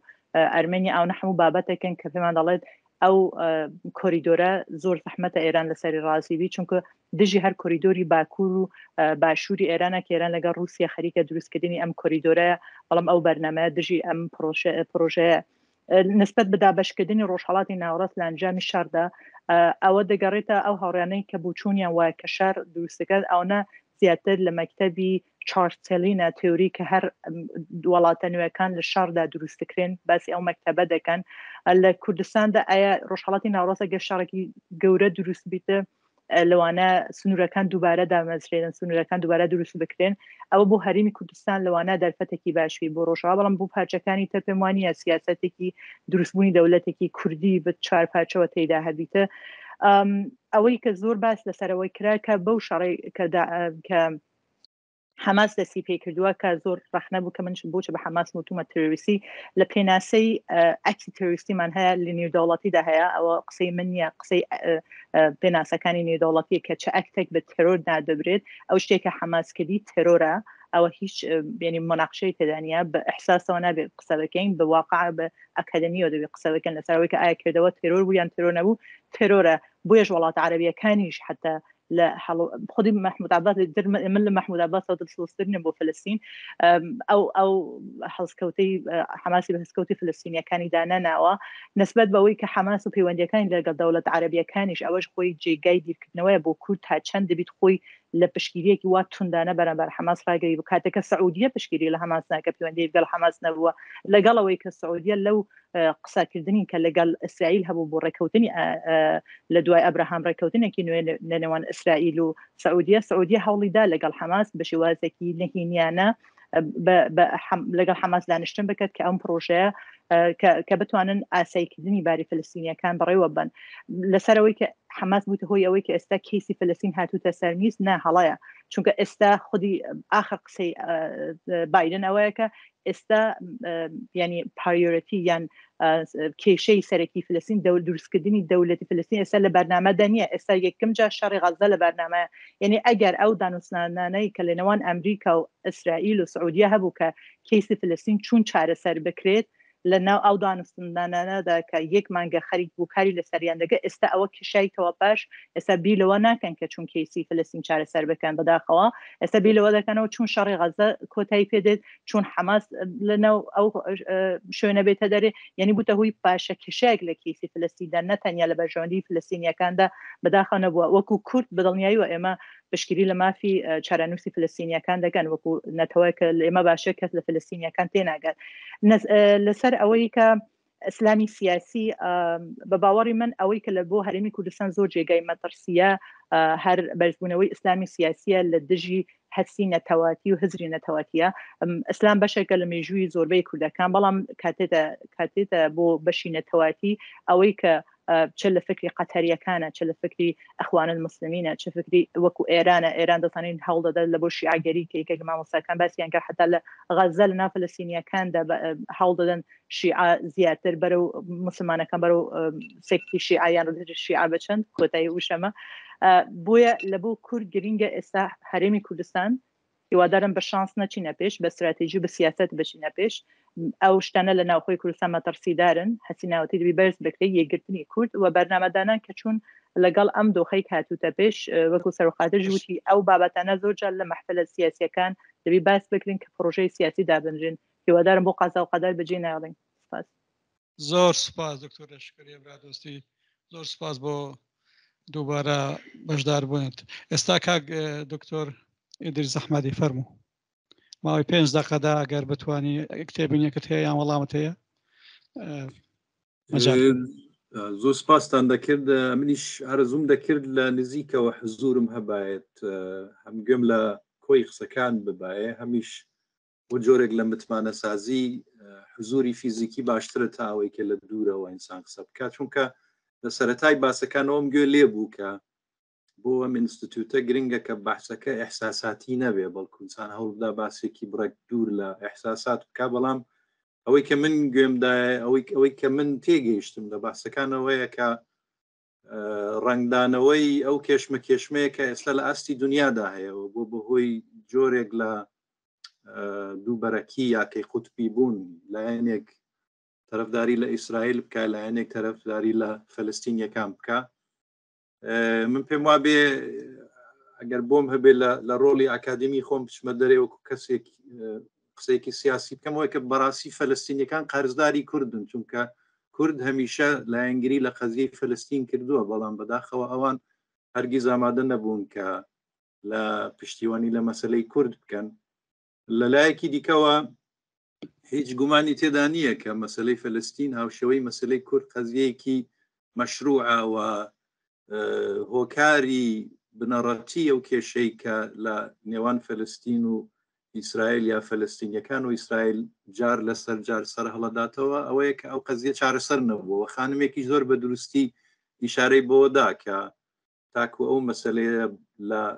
لە ڕیشەدا چارەسەر نەبێ ئێمە هەر شاهیدی دووپاتبوونەوەی ئەم شەڕانە دەبین لەلایەکی دیکەوە ئەمن دەتوانم ئەوەی بڵێم کە ئەو شەڕێک کە ئێستا لە ئارادایەت چ باندۆرێک یا چ تەسیرێکی هەبووە بە بۆچوونی من باندۆرەکەی لە حاڵەتی ئێستادا زۆرتر سایکۆلۆژیە سایکۆلۆژی باومانایی کە حەماس لەگەڵەوەی کە لە ڕووی هێزەوە لە ئیسرائیل زۆر لاوااسترە یانێ بۆ نابێت کە بەراورد بکرێ بەڵام توانی زەربەیەکی وا لە ئیسرائیلەکان بۆ شوێنێ کە ئیسرائیل بەو هەموو هێزەی خۆیەوە زۆر لاواز نیشان بدرێت بەڵام لایەنێکی دیکەشی هەیە واویشەوەیە کە ئەمە وا لە ئیسرائیلەکان دەکا کە بۆ قەرەبووکردنەوەی ئەو زیانەی کە ویان کەوتووە ناچار بن کە لە حەد بەدەر کەڵک لە کەرەستەی نیزامی وەربگرن بۆ ئەوەی کە بتوانن ئەو مەسلەی قەرەبوو بکەنەوە ئەمەش بە بۆچوونی من ریسکی زۆری تێدایە لەگەڵەوەی کە من پێم وابێت دوجار ئیسرائیلەکان مەجبورن کە بە خۆیاندا بچنەوە و وەکو سەرەتا عەرزم کردن من پێم وان نییە بەڕاستی ئەگەر تەنانەت وەکو خۆشیان دەڵێن بیانەوێ حەماسی لە بین برن ئەو لە بین بردنە کارێکی زۆر زۆر ئاسان نییە چونکە حەماس پشتیوانیەکی بەرینی جەماوەری لە نێو فەلەستینیەکاندا هەیە با لە بیرمان بێت لە هەڵبژاردننی ساڵی 2006 زۆرینەی کورسیەکانی بەدەستێنا حەماس و لەلایەکی دیکەوە وێ دەچێت ئەلبەتەمە بۆ خۆی هاوشێوەی ئەو عملیاتی کە پێکاکا کردیوە بۆ خۆتان دەزانن بە پێچەوانەی حەماسدانی کەم ئێمە کورد پێمان وایە کە پێکاکا زۆر باش دەزانین بەڵام هەموو کەسێک کە من قسەم لەگەڵ کردو تەنانەت توانێت کە خۆیان بە شارەزای پێکاکا دەزانن ئێستش جۆرە سەرسوورمانێک دەردەبرن لەوەی کە پێکاکا ئەو کارەی بۆ کردیا بۆ بەرپرسایەتی ئەو کارەی کرد کە لە ئەنکەرا ئەنجامدرا ئەوەی حەماسیش بە هەمان شێوە بەڕاستی یانێ پرسیار دروست دەکات چونکە لە ڕووی استراتیژیکەوە منطقێکی وای تێدا نییە بە تایبەتی ئەگەر بێت و بەڕاستی ئیسرائیلیەکان بە جددی کار بۆ ئەوە بکەن کە حەماس لەوێ بنبڕ بکەن تەبیعەتەن ئەمە لەگەڵەوەی کە لە کورتمەودادا سەرکەوتنێکە بۆ حەماس و مەسلەی فەلەستینی پێ بەرجەستە کردوێتەوە و لە ڕووی سایکۆلۆژیەوە زەربەیەکی لە ئیسرائیل داوە بەڵام لە ڕوانگەیەکی ئەقلانیەوە چاوی لێ بکەی دەبێت لە خۆمان بپرسین کە لە درێژمەودادا بەڕاستی ئەمە چ قازانجێکی بۆ حەماس و بۆ مەسلەی فەلەستین هەیە ئەمن هەرچی دەیهێنم و دەیبەم یعنی لە درێژخایەندا نابینم کە قازانجێکی ئەو تۆی هەبێ لایەنێکی دیکەی ئەم مەسلەیە دەتوانێت ئەوە بێت هەروەکو چۆن حەماس و ئێران ویستیویانە کە پێش بە نۆرمال بوونەوە یا ئاسایی بوونەوەی پەیوەندی نێوان وڵاتانی عەرەبی و ئیسرائیل بگرن چونکە بە زەرەری ئێرانە و تەبیعەتەن بە زەرەری حەماسە چونکە لەو پەیوەندیەدا فتح بەرجەستە دەبێتەوە وەکو نوێنەری فەلەستینیەکان لێرەشدا ئێمە لە خۆمان دەبێت بپرسین کە ئەو کارێک کە حەماس کردوێتی بەڕاستی ئایا پێش بەوە دەگرێت کە حەماس لە پراوێز بخرێت یانەوەی کە دەتوانێت تەنانەت بێتە هۆی نابودبوونی حەماس و بەرجەستە بوونەوەی فتح دیسان وەکو نوێنەری فەلەستینیەکان ئەمانە هەموو پرسیاری ئاواڵان بەڵام من پێم وابێ کە گرنگە کە تاسیری کورتمەودا و ئێستایی و مەسلەیە لەگەڵ تاسیرە درێژخایەنەکانی جیا بکەینەوە دیسان سپاس بۆیەوە زۆر سپاس کاگە دکتۆر ئیدریس زۆر سپاس بۆ بەشداری و ئامادەبوونی ئێوەش لەو مناقەشەیەکی زۆر مەوزون بوو لە حەقەتدا و هیوادارم کە ئەوە وردە وردە زیاد بێ بۆ ئەوەی کە ڕاگەیاندنەکانی کوردستان ژەگەر بکرێت کەمێک ئاگادار بن لە مناقەشاتی مەوزون چونکە لە کوردستاندا شتێک لە بەرژەوەندی کوردستان و لە حقیقەتدا ڕاستیش نییە کە بە مطلقی دژی فەلەستین بین یان بە مطلقی دژی ئیسرائیل بین قەزیەیەکە دەبێت چارەسەر بکرێ و هەردوو میلەت دۆستی میلەتی کوردن و تاریخێکی دوور درێژمان لەگە هەردووکیان هەیە زۆر سپاسی جەنابی دکتۆر شێرزاد دەکەم کە سەرکردایەتی ئەم مناقەشەی کرد لەگەڵ بیۆڕاکانی خۆی زۆر سپاس بۆ جەنابی دکتۆر عومان نورەدینی سپاس بۆ کاگە دکتۆر ئیدریس ئەحمەدی و سپاس بۆ دکتۆر شکوریا برادۆسی لە واشنتۆنەوە جارێکی دیکە هەمووتان لە خۆشی دابن